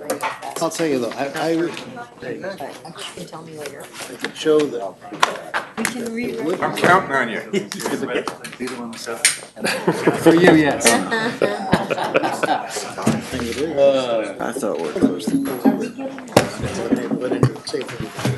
How's How's he gonna do that? How are you gonna do that?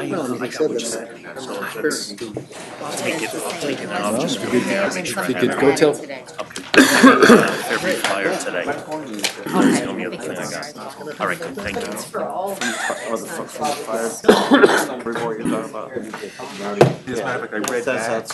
Hey, Lou, you get 100 words. 5 minutes, start it right over. That's all you're gonna get. I'm serious.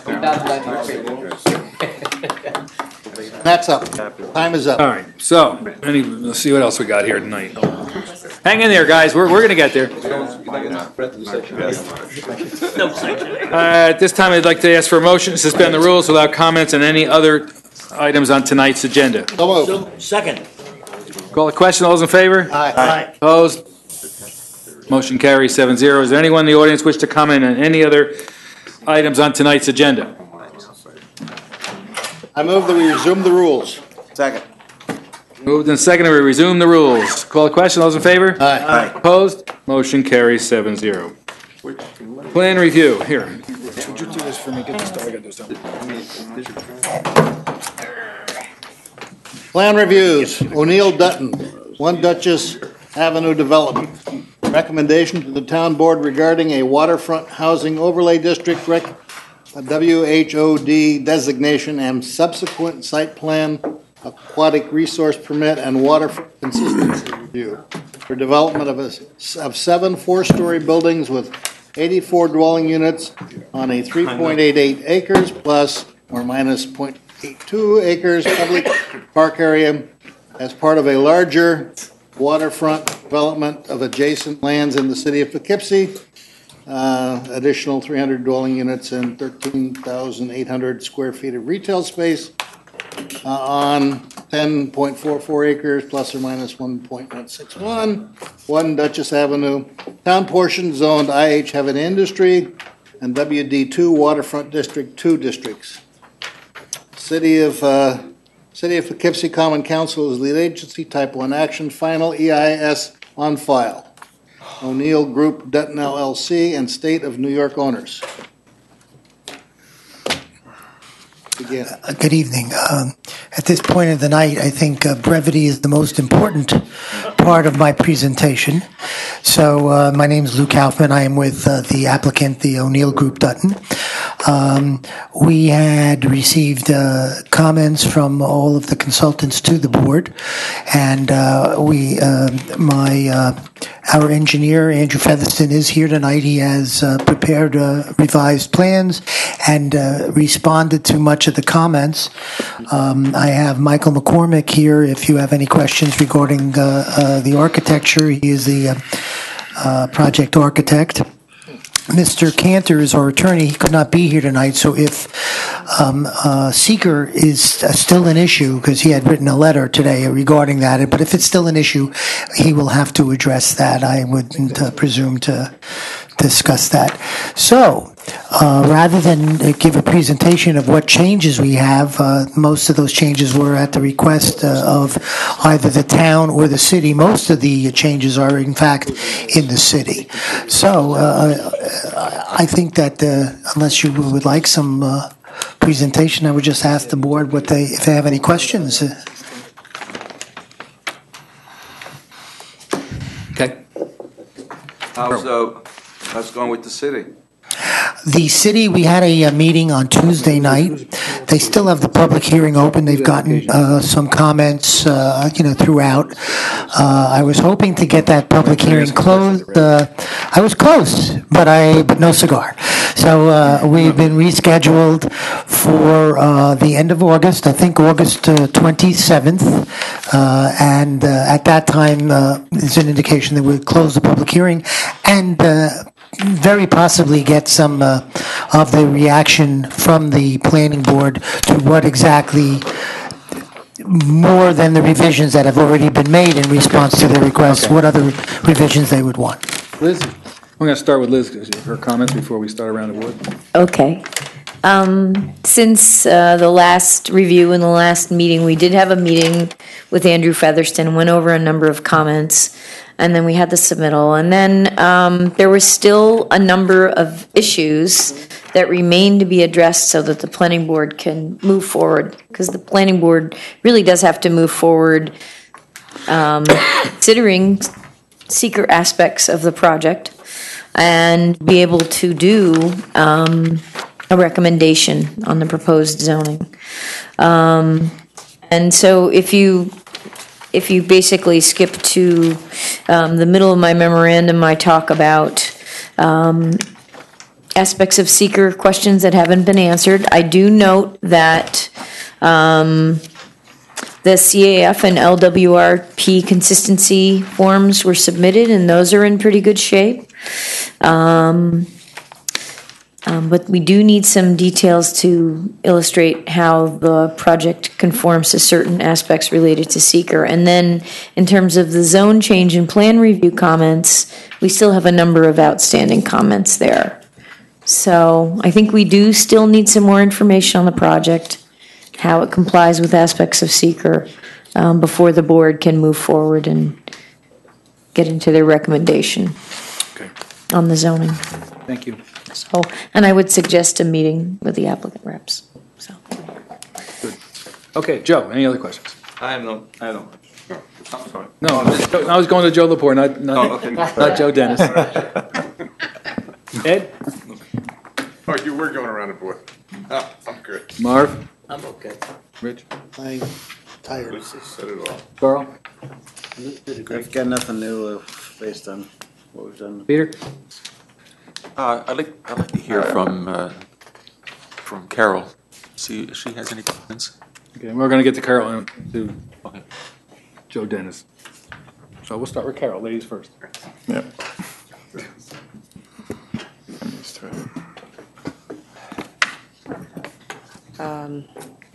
Is there anything in particular, or? No, just generally.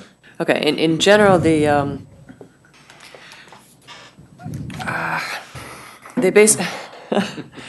basically have incorporated all the requirements of the aquatic resource protection permit into various documents. The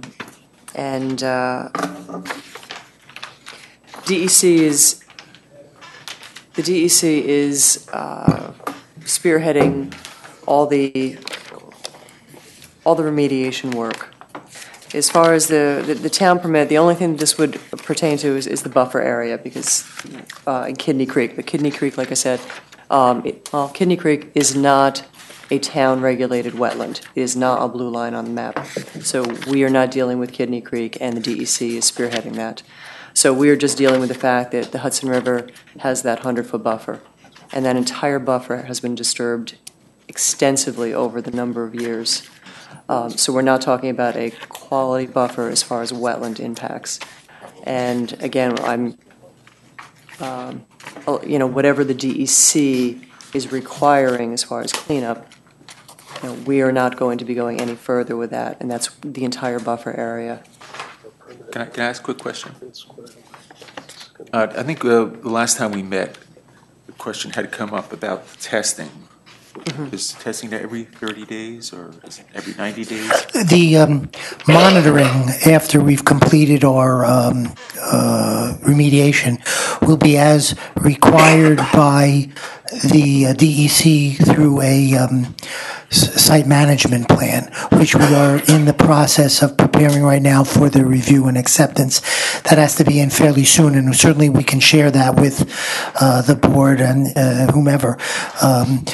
I'm not sure of the frequency. It may be biannual, it might be annual at first and then feather off. Certainly, and as a part of the monitoring, that would be something that the homeowner association would be compelled to do. And the monitoring, for the most part, is to ensure that the cap remains intact. I mean, that's the critical issue. So, but I mean, that will be a part of a management plan by the homeowner association or the owner of, whatever it is. So, and it will be monitored and comply with DEC requirements. So just a question, when the homeowners association gains 51% of the units, will you in effect be signing off to them, the responsibility for the monitoring and so forth? Once you're have a minority interest? We haven't finalized that, and again, it's going to be incorporated into a site management plan, which is very fiercely regulated and reviewed by the DEC. But I think that's the owner of the property when the developer is complete. The owner of the property, whether that be a condominium owner or just an owner in general, will be compelled to follow that monitor. So the association would take responsibility once they gain a majority interest? That's right. We've required copies of all the DEC correspondence as a condition. Okay. Joe, you have comments? I'm just saying, do you have comments? Yeah. Okay. Yeah. Few comments. We don't. Carol's Making sure I didn't want to miss them. Yes, thank you. Our comments, we, as Liz mentioned, we did meet with Andrew's office probably on a couple of occasions, went through different items with him. He put together, a response letter and revised drawings in reply to those comments. Those then triggered, some additional comments based on new information. Some items were deferred until later in the process, like the water sewer details. We're also getting, hope to get a meeting together with the city's engineer to discuss some stormwater items, particularly the Kidney Creek culvert. And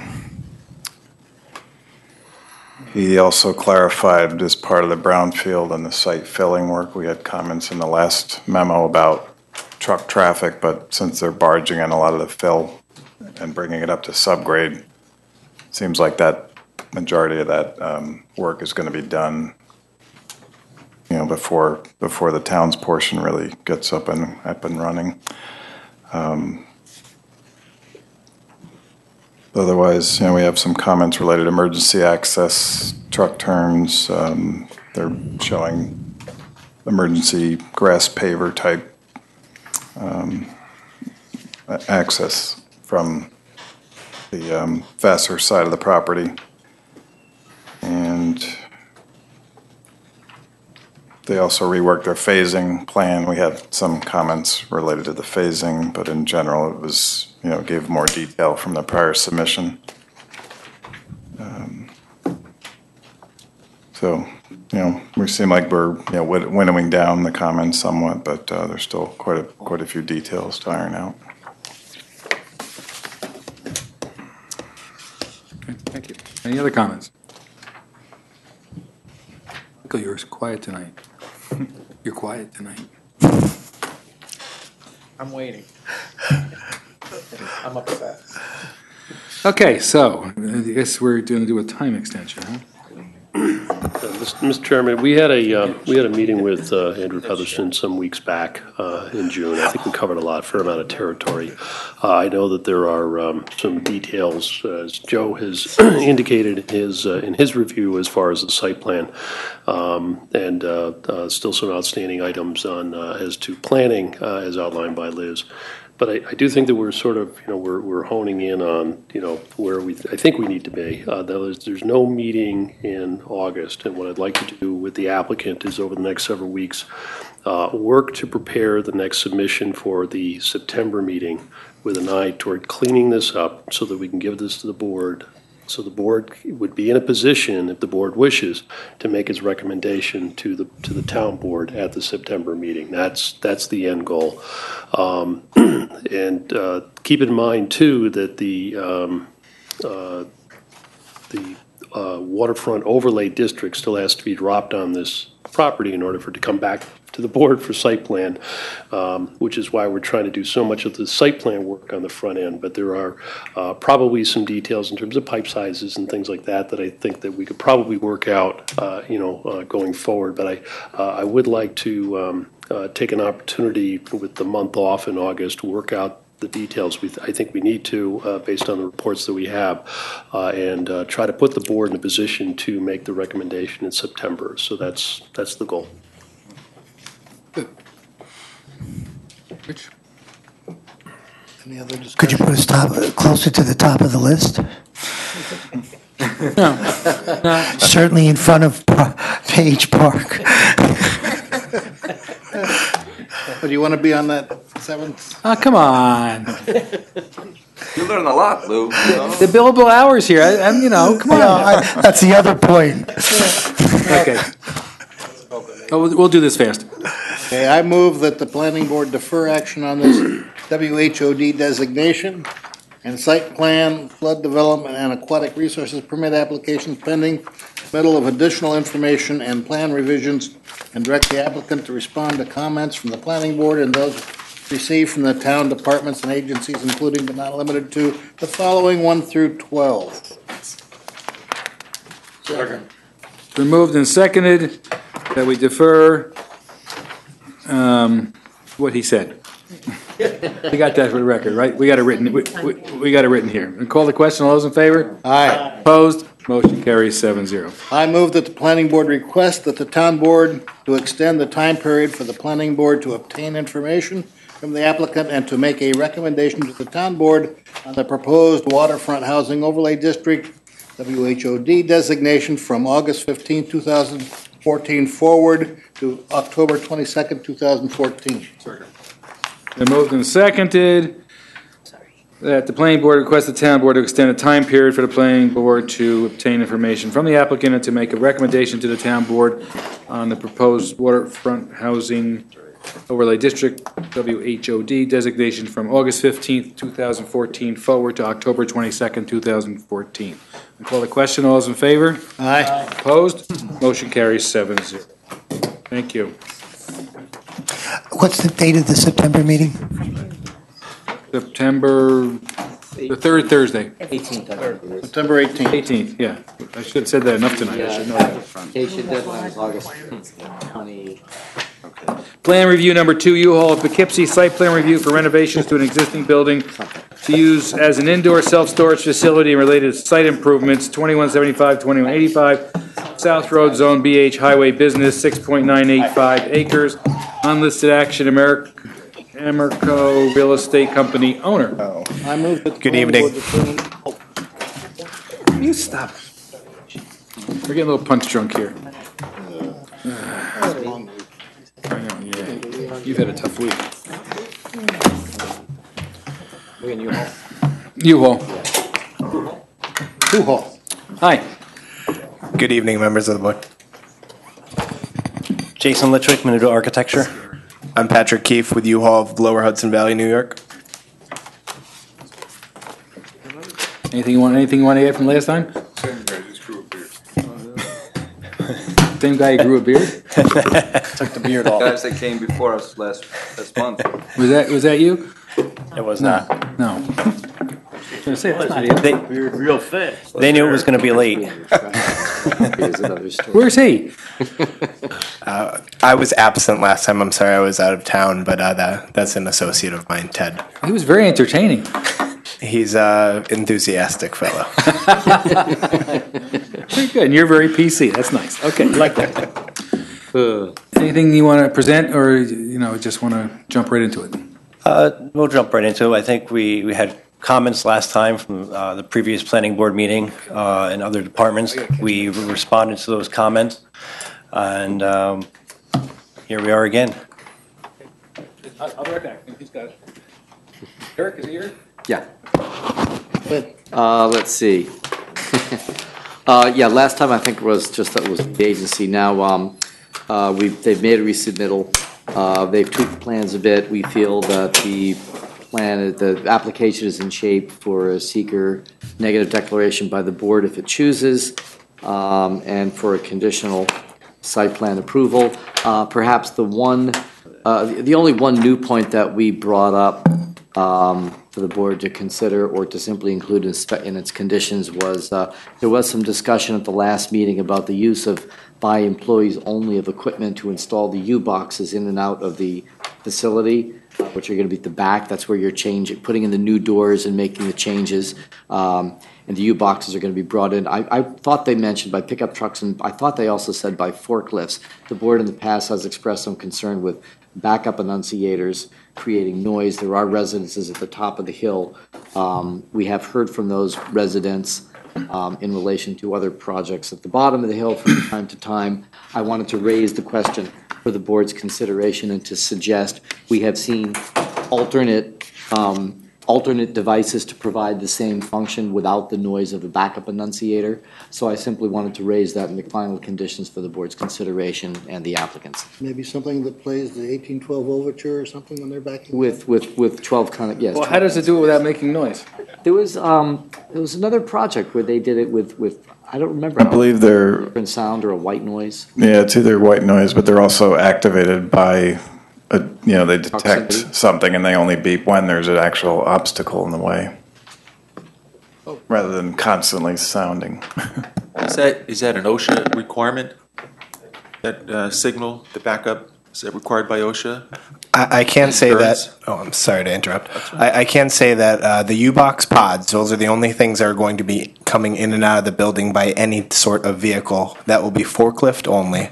I'll have to check whatever OSHA requires for a backup annunciator, but that will also be the only piece of equipment at that facility on the lot that would have such a noisemaker. Our U-Haul equipment, which will only be there for load and unload purposes, to load or unload into storage, will not have such annunciators. Peter, it's not an OSHA requirement. I think it's a safety officer, like if they stop you on the road, they check that. It's not OSHA requirement. But it is a requirement of someone. So It has to be a size I would of suggest, truck. if you could look into an alternative that meets the requirements, that would be. We'd be happy to do Okay, that. that's fair. If That's the fair. community wants that, we're happy to oblige. Okay. Do we go around? Questions? Joe. Joe? Joe? What kind of annunciator you like? It's collision activated annunciator, I think is what they call them. Actually, our comment that's in the memo, we realized later that the drawing does show the drop-down curb on that side. It was just kind of in fine print on the drawing, but we realized it after the memo was issued, so we're fine with the drawings. So you have a non-comment. Non-comment, right. Good, thank you. Joe? I'm just looking at this pictures and as well as this one. Can you describe this one a little bit? Because they look two different photos. This one. The rendering was provided by U-Haul, which is what the canopy will is proposed to look like. It's going to be forest green, metal-clad, standing seam metal roof. The rendering just shows the elevation. Just shows the placement of where the Canopies. yeah. That's the rendering provided by U-Haul for the coloring and the color board. The architectural, yes, the elevation just shows the placement of that on the overall elevation. Is this the same color of the one on Route 9? I think what you're holding in your hand there is the actual load-unload entrance that's on the southern side of the building. What you were holding up previously is a depiction of the front entrance gotcha, along gotcha. Route 9. Thank you. And this is the color, you all color that they. Yeah, that forest green is a standard application on our building. Again, if you're opposed, we can work with you on that. Yeah, no, they're gonna put a canopy on top. Better than the one up the street. Well, that's what I'm asking. Yes, that's actually, I'm sorry, I misunderstood. That's going to be located on the south side of the building where we're putting in the new sliding door, the automatic door. Yeah. All right. Whatever painter did the one on the other storage, make sure he doesn't do the same thing on this building. That's duly noted. Oh, I know, I'm trying to move along. Thank you. Ed? I guess it's a question for Eric. This 160 space thing, Oh, I asked the zoning administrator about that.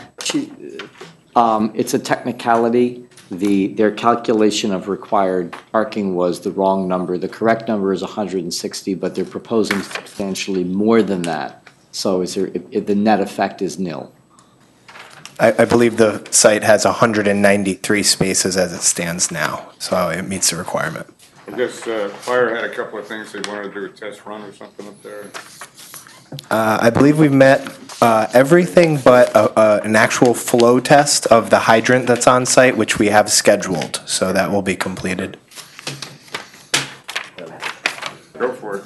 Everything seems. I did actually, thank you for reminding me, in staff's comments, for you, at your discretion, I did recommend the fire department's comments numbers 3, 4, and 5 appeared to have to do with seeking additional information for evaluation that have to do with existing conditions that exist in accordance with a previously approved plan. And I didn't think that they were highly relevant to the current proposal because nothing about them is proposed to change, so I was suggesting to delete them. Kind of like where I work. Yeah. Works Pretty for new us. building.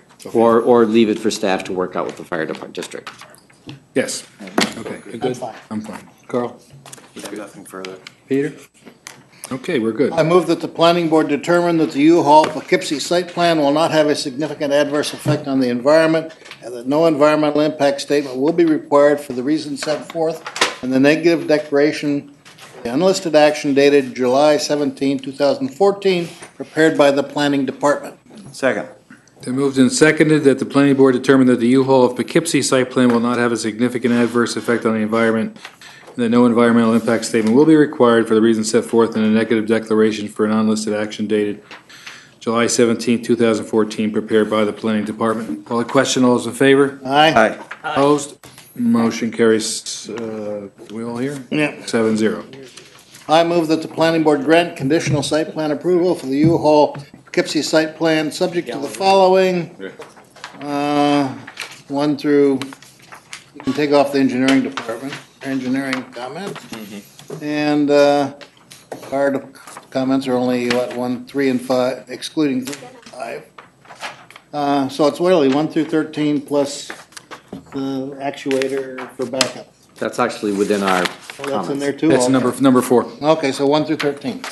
Second. Moved and seconded that we grant conditional site plan approvals And architecture. for U-Haul of Poughkeepsie site plan, subject to the following, 1 through 13. We took off the town engineer's comments, and the enunciator comments are in there, and they'll just do what they can do to see if they can figure that out. Call the question. All those in favor? Aye. Opposed? Motion carries 7-0. Thank you. Thank you all. Architectural review. Hang on. I move that we accept architectural, as long as they don't change the color of the building, with the exception of the green. Green Dumohagi. Understood. Is that Second. going to be a black door? Yes, the black, it's just a black aluminum frame sliding door. All right, so we accept the architecture as presented as long as the colors are true to what's in the picture, and the green awning is okay. No problem. Okay. Call the question. All those in favor? Aye. Opposed? Motion carries 7-0. Thank you. Thank you. Thank you. Go forth and get building permits. We'll be doing some painting though. Have to go get their variance first. Yes. Yes. Where are we? Oh, my God. Okay.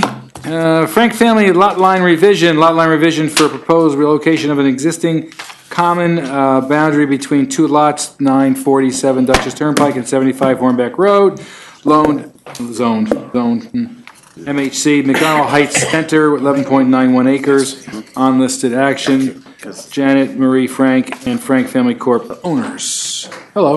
Good evening.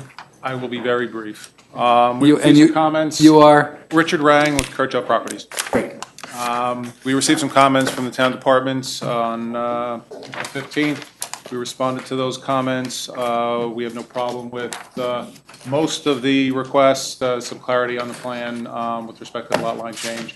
There's 2 items that I did want to discuss with the board, unless the board wanted to discuss more of them. An item from the zoning department indicated that in accordance with section 135.6, no lot line shall be revised if any lot or parcel that is decreased in size would, as a result of the decrease, fail to conform to the requirements of the town of Poughkeepsie zoning code unless the applicant obtain a variance from the zoning board of appeals. The issue that's been brought up is there's 8.8 feet from the rear of the garage to the rear property line. That line is not being adjusted. That's a pre-existing condition. It's staying the same. We're actually adjusting a side lot line on the property, so I don't believe a zoning variance is required for that, or an area variance would be required for that. I think it's a subject to take up for discussion with the zoning administrator, having to do with interpretation of the setbacks and which dimensions are subject to variance as a result of the lot line change. With the conditions as represented, we'll work it out with the zoning administrator. Either it will go to the ZBA for variance or it won't.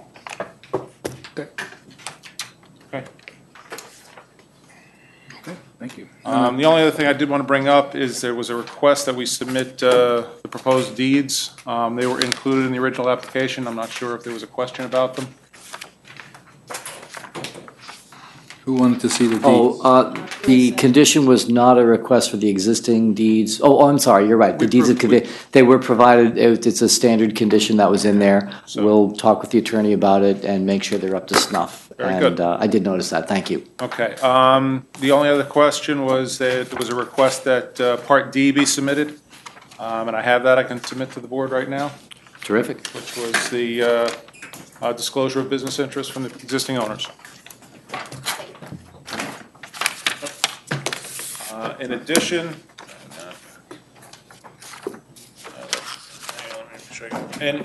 I have the originals of Part A from the existing owners and Part C from the surveyor.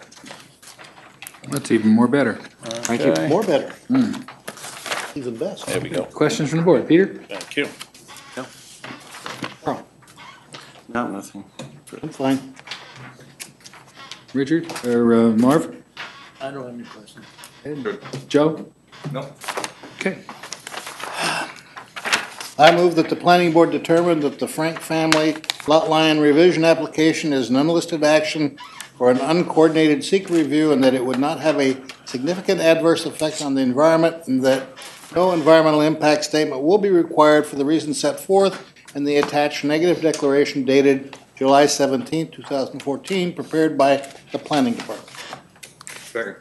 It's moved and seconded. The planning board determined that the Frank family lot line revision application is non-listed action for a non-coordinated secret review and that it would not have a significant adverse effect on the environment and no environmental impact statement will be required for the reasons set forth in the attached negative declaration dated July 17, 2014. Call the question. All those in favor? Aye. Opposed? Motion carries 7-0. I move that the planning board grant conditional lot line revision approval and also grant a 60-day time extension of said approval from September 15, 2014 forward to November 14, 2014, subject to the following 1 through 10.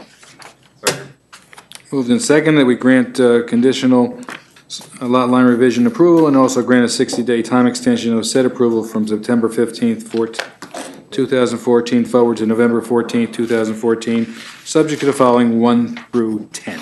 Call the question. All those in favor? Aye. Opposed? Motion carries 7-0. Thank you. Thank you all very much. Sorry you had to wait so long. Yeah. Me too. You can come to the August 8th, 7th meeting if you would like. You can come to the August 7th meeting if you'd like. Just hang out. Thank you all. Yeah, right.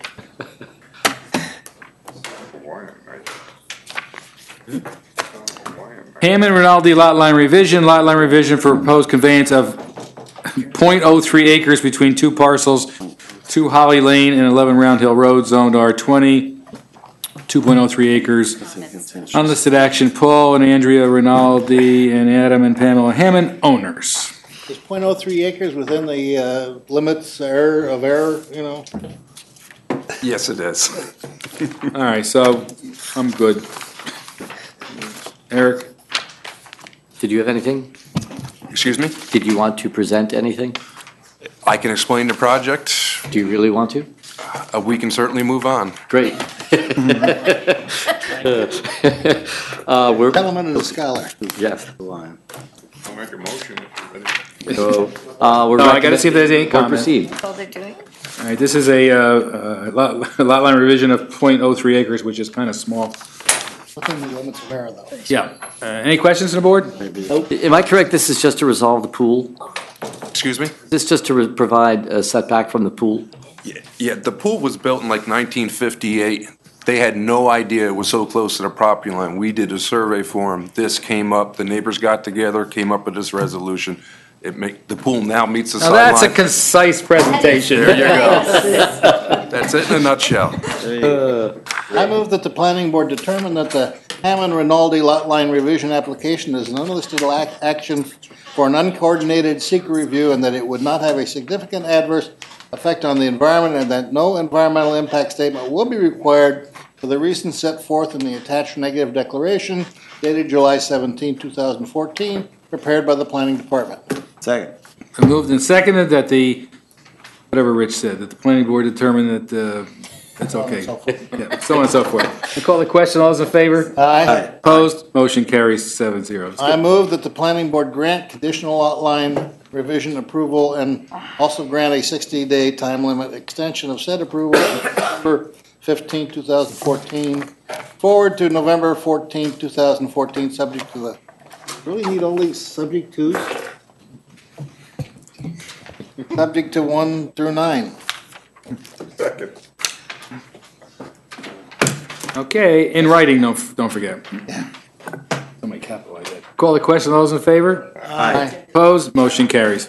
Doesn't seem to me that the. A shovel full of dirt, a .03? Not much. Not complicated. Thank you. Okay. Architecture looks good to me. TJ Maxx, come on down.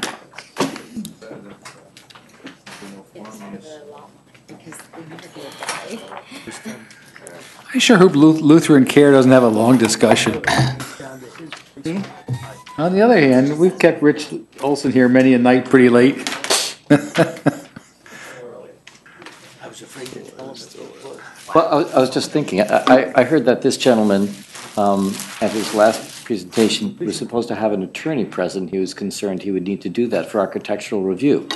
So, but to his benefit, we have one in the audience.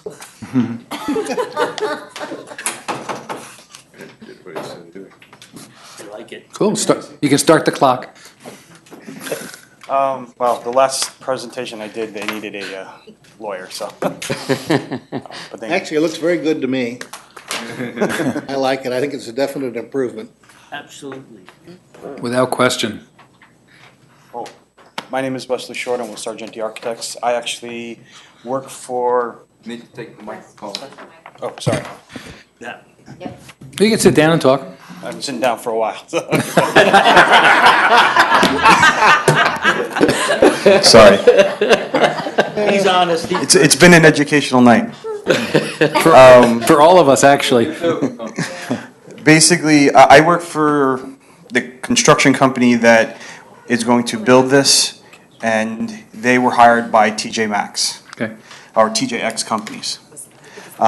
So we did the design. We also are going to do the architectural drawings, including we've hired a structural engineer to do the structure for the building as well. It's an old building, it's a good idea. Can I make a motion? Well, no, the existing structure that's here does not. Okay. I move that we accept the architecture review as presented with pictures and so on and so forth. I have one discussion point. Sorry, the board might want to ask about this. They're only improving the central facade element. You might want to ask them, if you're inclined, about any cleaning or painting of the rest of the standing seam panel on the side. It's up to you. It looks to me like it's being repainted. The side meaning going around the corner? The only improvement right now is that central raised column area. And that, as far as I know, that's it. Yeah, put that up there. Yeah, I was You're going to paint the whole building, right? That's what I was going to ask. Hello?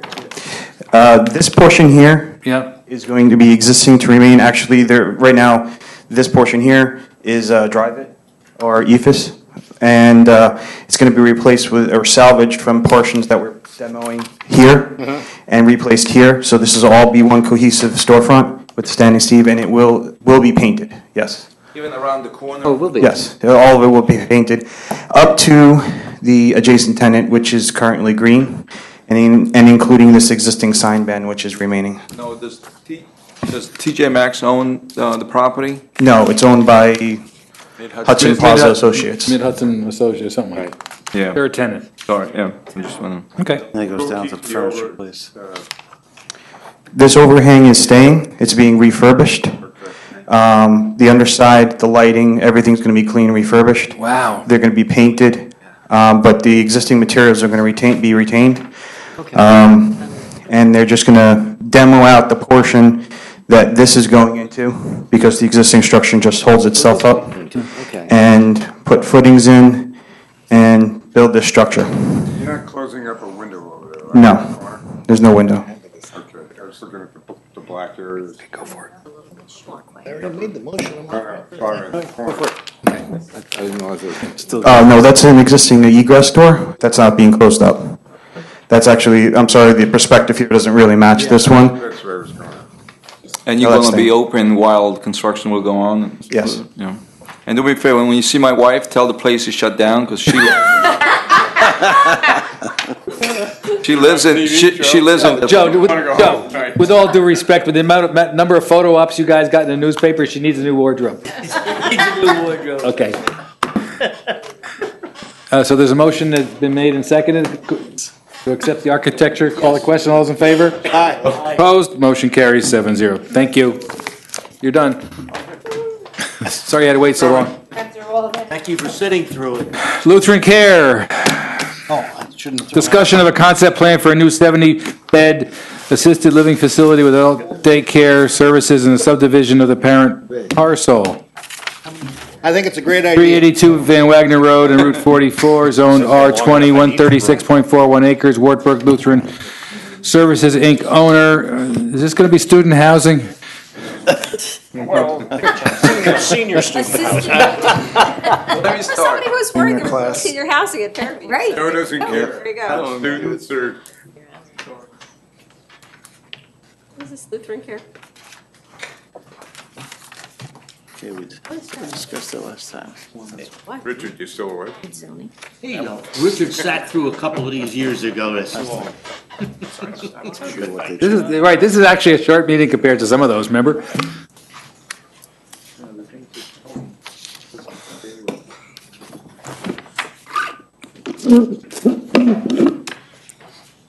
You're right. Sandy, you still awake in the control room? She is? Okay. I was keeping her company for an hour and a half. Good evening, Mr. Chairman. Richard Olson with McCabe Mack. I'm also here as a board member of the Lutheran Care Network. Peter Romano with the Chasing Companies. We've been before you a few times, but we've finally gotten this plan down to the point where it's ready for presentation. We're still working on the numbers to build it, but we're ready to come before the board. So Peter can give you a quick overview of what we're planning. Good evening. My name is Peter Romano with Chasing Companies. I think we were before you 2 months ago.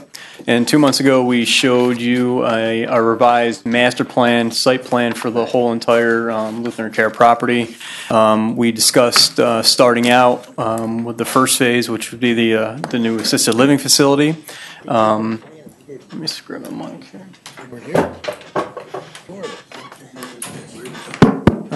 The assisted living facility we talked about is going to actually be right behind the skilled nursing home that currently exists out there. That is this here in red. As Rich mentioned, it's going to be a 70-bed assisted living facility with memory care unit. There will actually be 64 units, but some of those units have double beds, so total beds are 70 beds total. The building itself is going to be situated on its own parcel for taxing purposes. So as part of the site plan application, we're also going to do a subdivision application. The same entity, the Lutheran Care Network, will still own, or I guess the parent company would own it, both properties, in a nutshell. The building is going to be a 4-story building in the front and a 3-story building in the back, and that's really due to the grades. I think some of you probably are familiar with the site. It's pretty steep as far as going up and over the hill. This road was part of the original 1994 master plan. It was already cut in up and over the hill. That road goes up and over the hill about 10% grade. We're not proposing to change the grade. It's going to the profile that we'll show will mimic that grade. And then the building over here, it's relatively, slopey. So what we did was incorporate the building to kind of step with the grade. So the front of the building, as you drive up, there's going to be 4 stories on the front, and then steps 3 stories in the back. Just quickly, this is a quick rendering, and I know this was in your package. I just got this today from the architects.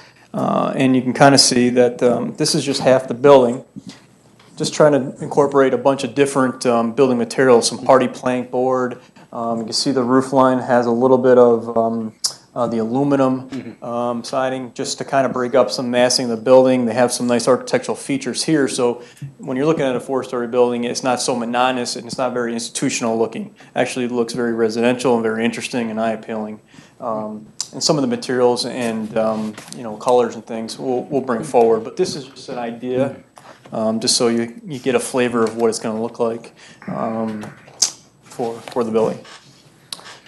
We're ready, as Rich mentioned now, next step would be to bring a detailed site plan approval set to the board along with EAF, stormwater, SWIP, geotechnical, transportation, full complement of studies is what we want to submit to the board.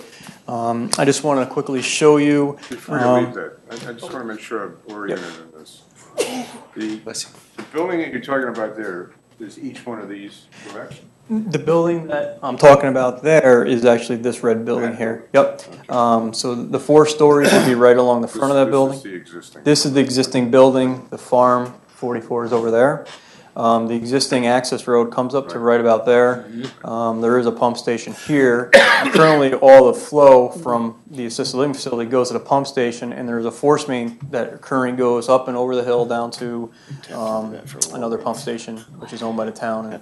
So this discussion is strictly regarding the red building? Yes, correct. That's all we're seeking. Site plan It also approval. has our lot line revision we just did on it right there, Frank Brother Farm. Yeah, right. That was for the front one. Right, that's owned by Kirchhoff. But right, we're only Just talking that about one building, yeah. this right there. Just a nursing home and other. Big building. We're slowly working our way up the hill. Did you have a seeker plan for us? Apartments later on. Glad to do this. You said in the beginning, this is, the subdivision is on a separate parcel for, you said for taxing purposes? financing purposes. Right. Because I was thinking we're going to get taxes out of this, no. You are going to get taxes. This is not a tax exempt entity. It's not. Although it is a not-for-profit corporation, it doesn't meet the 420A requirements under the real property tax law. So It's going to be market rate. So, but the building in front, we don't get taxed, that's a. No, because that's basically 80% Medicaid. So that fits the charitable criteria we don't under get taxes 420A. on that. You have a pilot that the fire department gets. Okay. That was agreed to at the time it was put in, but no, there are no other taxes. It's off the assessment roll. But this will. This will be on the assessment roll. There you go, guys. Something that we got on the. Good? As long as the state of New York says that if you're making excess revenue over expenses, you don't qualify for the exemption. Okay, all right. So anyways, the plan I think we submitted to you was just a concept plan showing a little bit more detail of the building, the site we're proposing the assisted living facility on. And this is just a plan that we're showing is going to have some of the flavor of what we're going to submit in our detailed plans. The road is going to be improved up to a point just past the second entrance of the facility. The facility is going to have 2 entrances that will actually come up the extension, Lutheran Road extension, for lack of better terms. Will come in 2 different ways. Parking is going to be situated at a kind of a circular pattern around the front of the building with handicapped accessible spaces. There will be a loading zone out in front of where they have their adult day services. So their shuttle buses and people can pull out of the drive lane and be able to drop people off at the building. There's also been some, well, just to orientate you too, there is a loading dock on the facility in the back corner down here that you can see.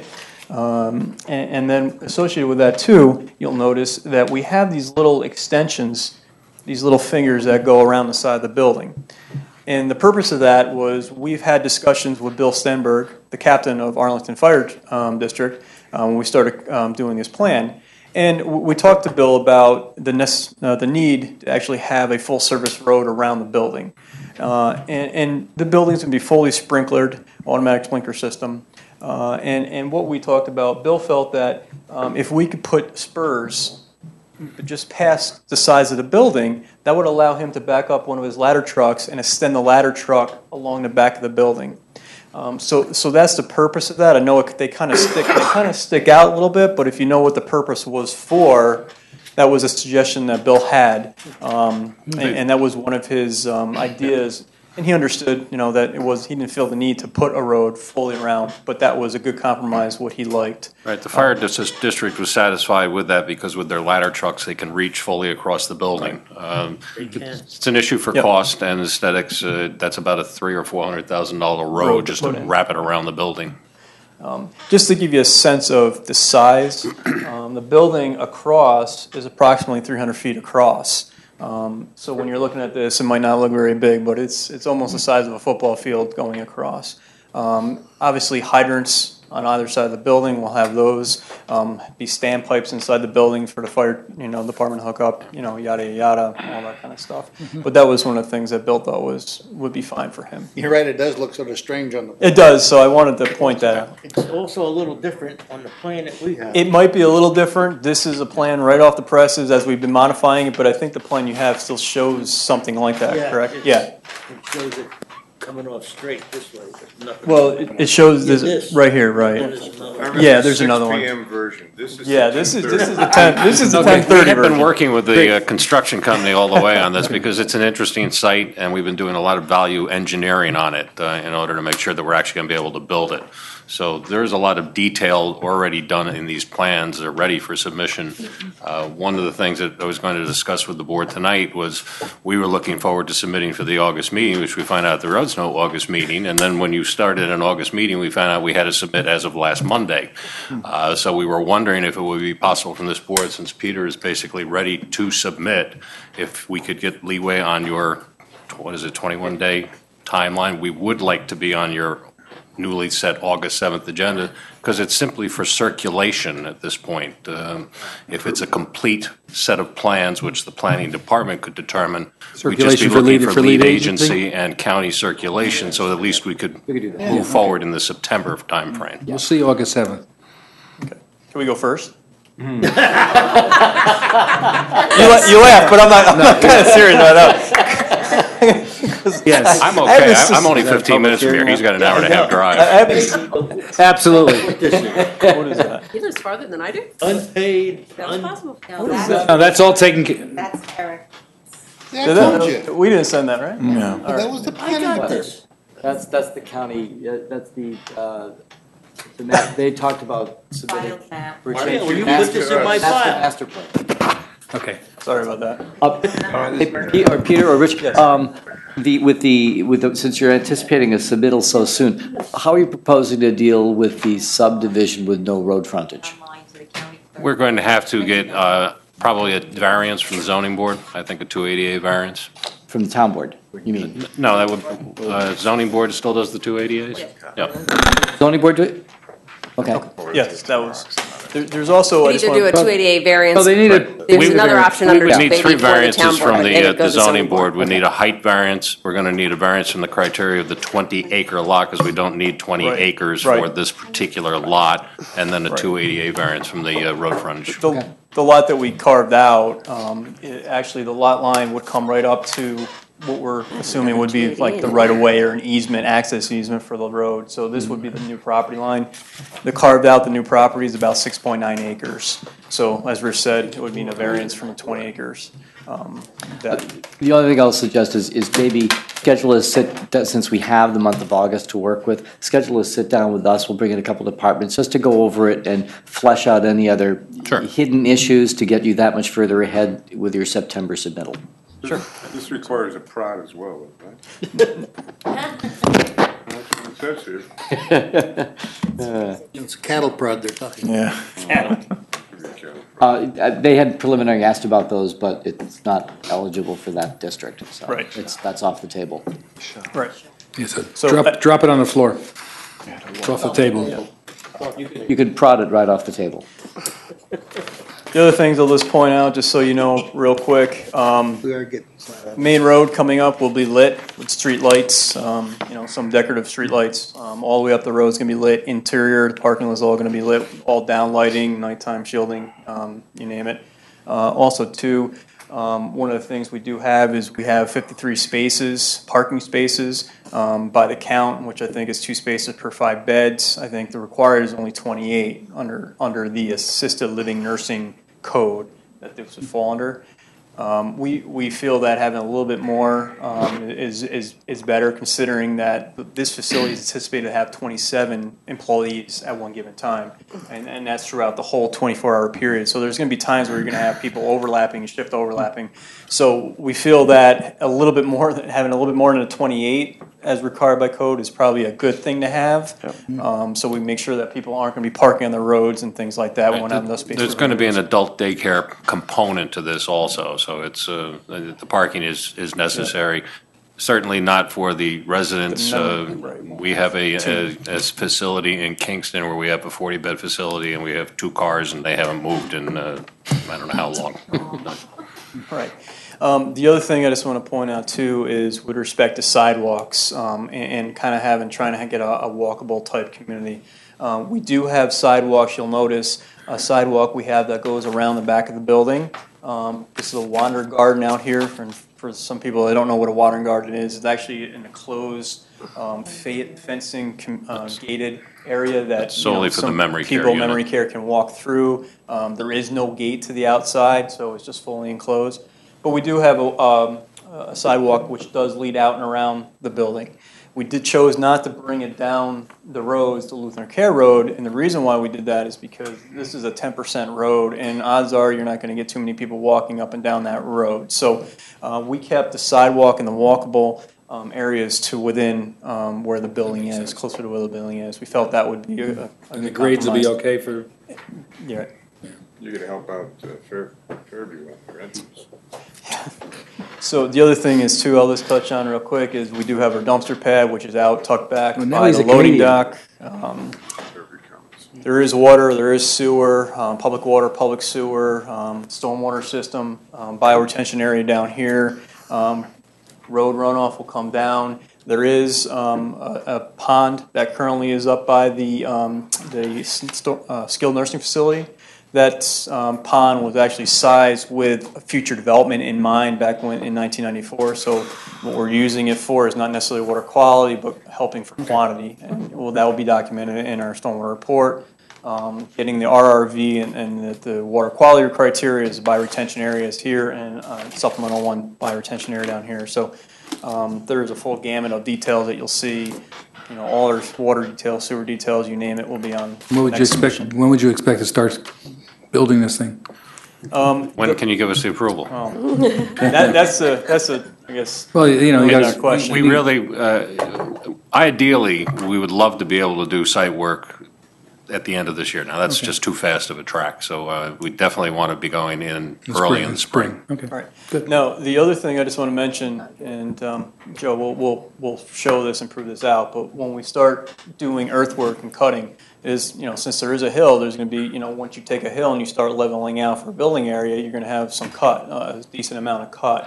What we are anticipating doing is, you can see to the top of the page, this intersection here, that's actually one of the intersections. This would be that intersection right across from here, which would have a second phase over here and sometime in the future. Instead of hauling off the excess dirt, what we're going to end up doing is, in our phasing plan, is have a temporary road over here and then an area where we can actually go and start to spoil the dirt. So that would be showed in our phasing plan. We can go and put our dirt over there. We have a large enough site. Doesn't really make too much sense to haul it off and then bring more in later on. So we really hope to minimize the amount of construction traffic coming off the site.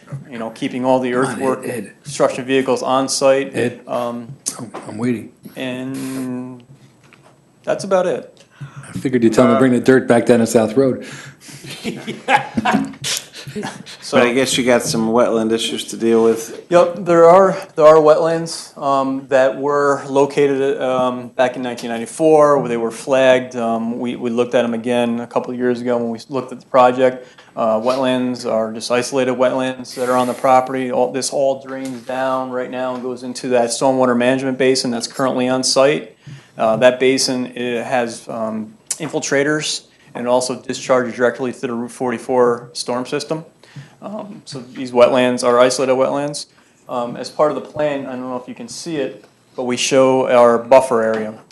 Yep. Buffer area, not in a sense that it's a core or it's a DC buffer area, but the town of Poughkeepsie 25-foot buffer area based upon the size of the wetland, which I think it's under the criteria, whatever that is. So it's a 25-foot buffer we showed. There will be impacts to the buffer, so we'll have to get a wetland disturbance. Good. I have an amenities question for you. Yes. The manor up there on the edge of Poughkeepsie and... Manor at Woodside?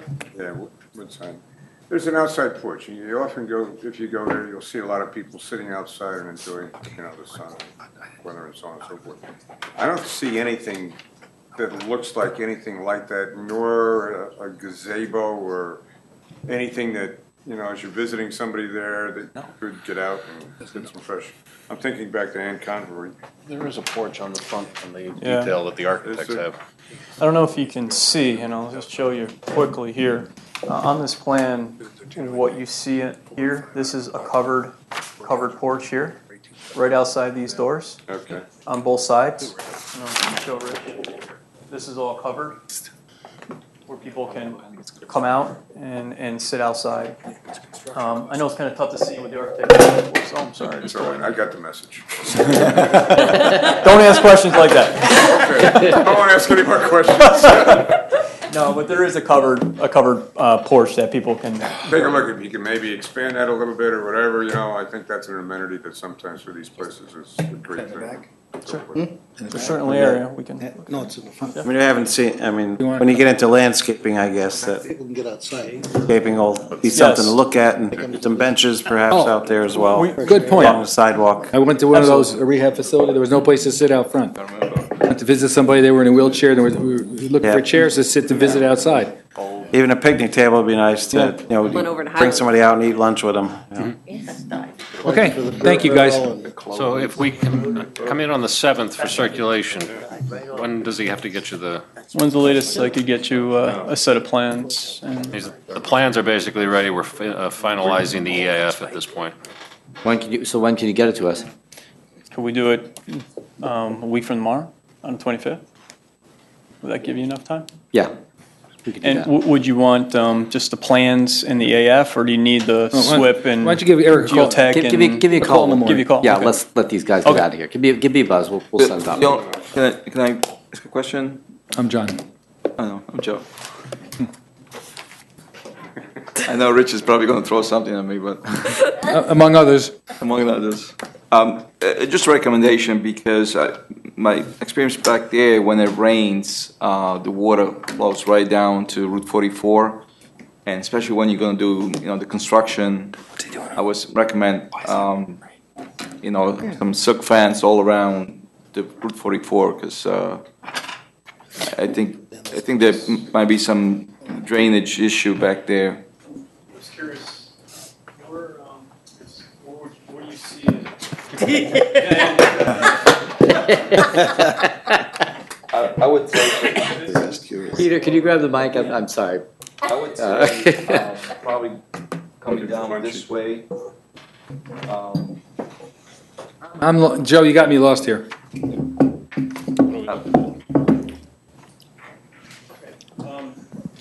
I think, so this is the skilled nursing home here. You think it comes over this way? Right. To the west? Yeah. Okay. The only thing that because this is paved and there's all a catch basin system, so no water should be coming down this road here. If it's coming back here, this is the town's water tank, and I'm not sure what else is over here, but this whole property here, everything drains this way down, so everything I guess would drain this way. I don't know. I'll take it back. Yeah, I don't know what really goes on over here. There is a subdivision up here. When you build this Going up by the building. water tower. Oh, this goes up. Yeah, goes up? this keeps going. This goes up. Yeah, this goes up to the water tower's at the top. Right. So from the water tower, it all slopes down. Eric this suggests way. perhaps there's a leak in the tower. That's very possible. All right, you can put your things on. Not gonna knock it down again, right? Don't tell Keith I said that. Looks good to me. It's been a long board meeting tonight. You ain't seen nothing yet. Oh, there's more? Wait till September. Okay, thank you. Good, thank you. We're good to go, and I think that it's a good plan. We'll do it. Nice to see something getting, additions and finally getting some of your master plan done. Very happy to finally be moving forward. See you, Rich. Okay, D2, we got a Stratford Farms time extension. By the way, all fees and escrows have been paid and are up to date. Yes. Right. So, that said, I make a motion. yes? Well, it still says, after commence, the planning board approved a 90-day term time extension, site plan approval. And a final majority major subdivision approval from August 21st, 2014 to February 17th, 2015. Second. Moved and seconded, the planning board grant 2 90-day time extensions of site plan approval and final major subdivision approval from August 21st, 2014 forward to February 17th, 2015. Call the question, all those in favor? Aye. Opposed? Motion carries 7-0. Do you have any further business? I move the meeting be terminated. Call the question, all those in favor? Aye. All those opposed? Motion carries 7-0. I should have.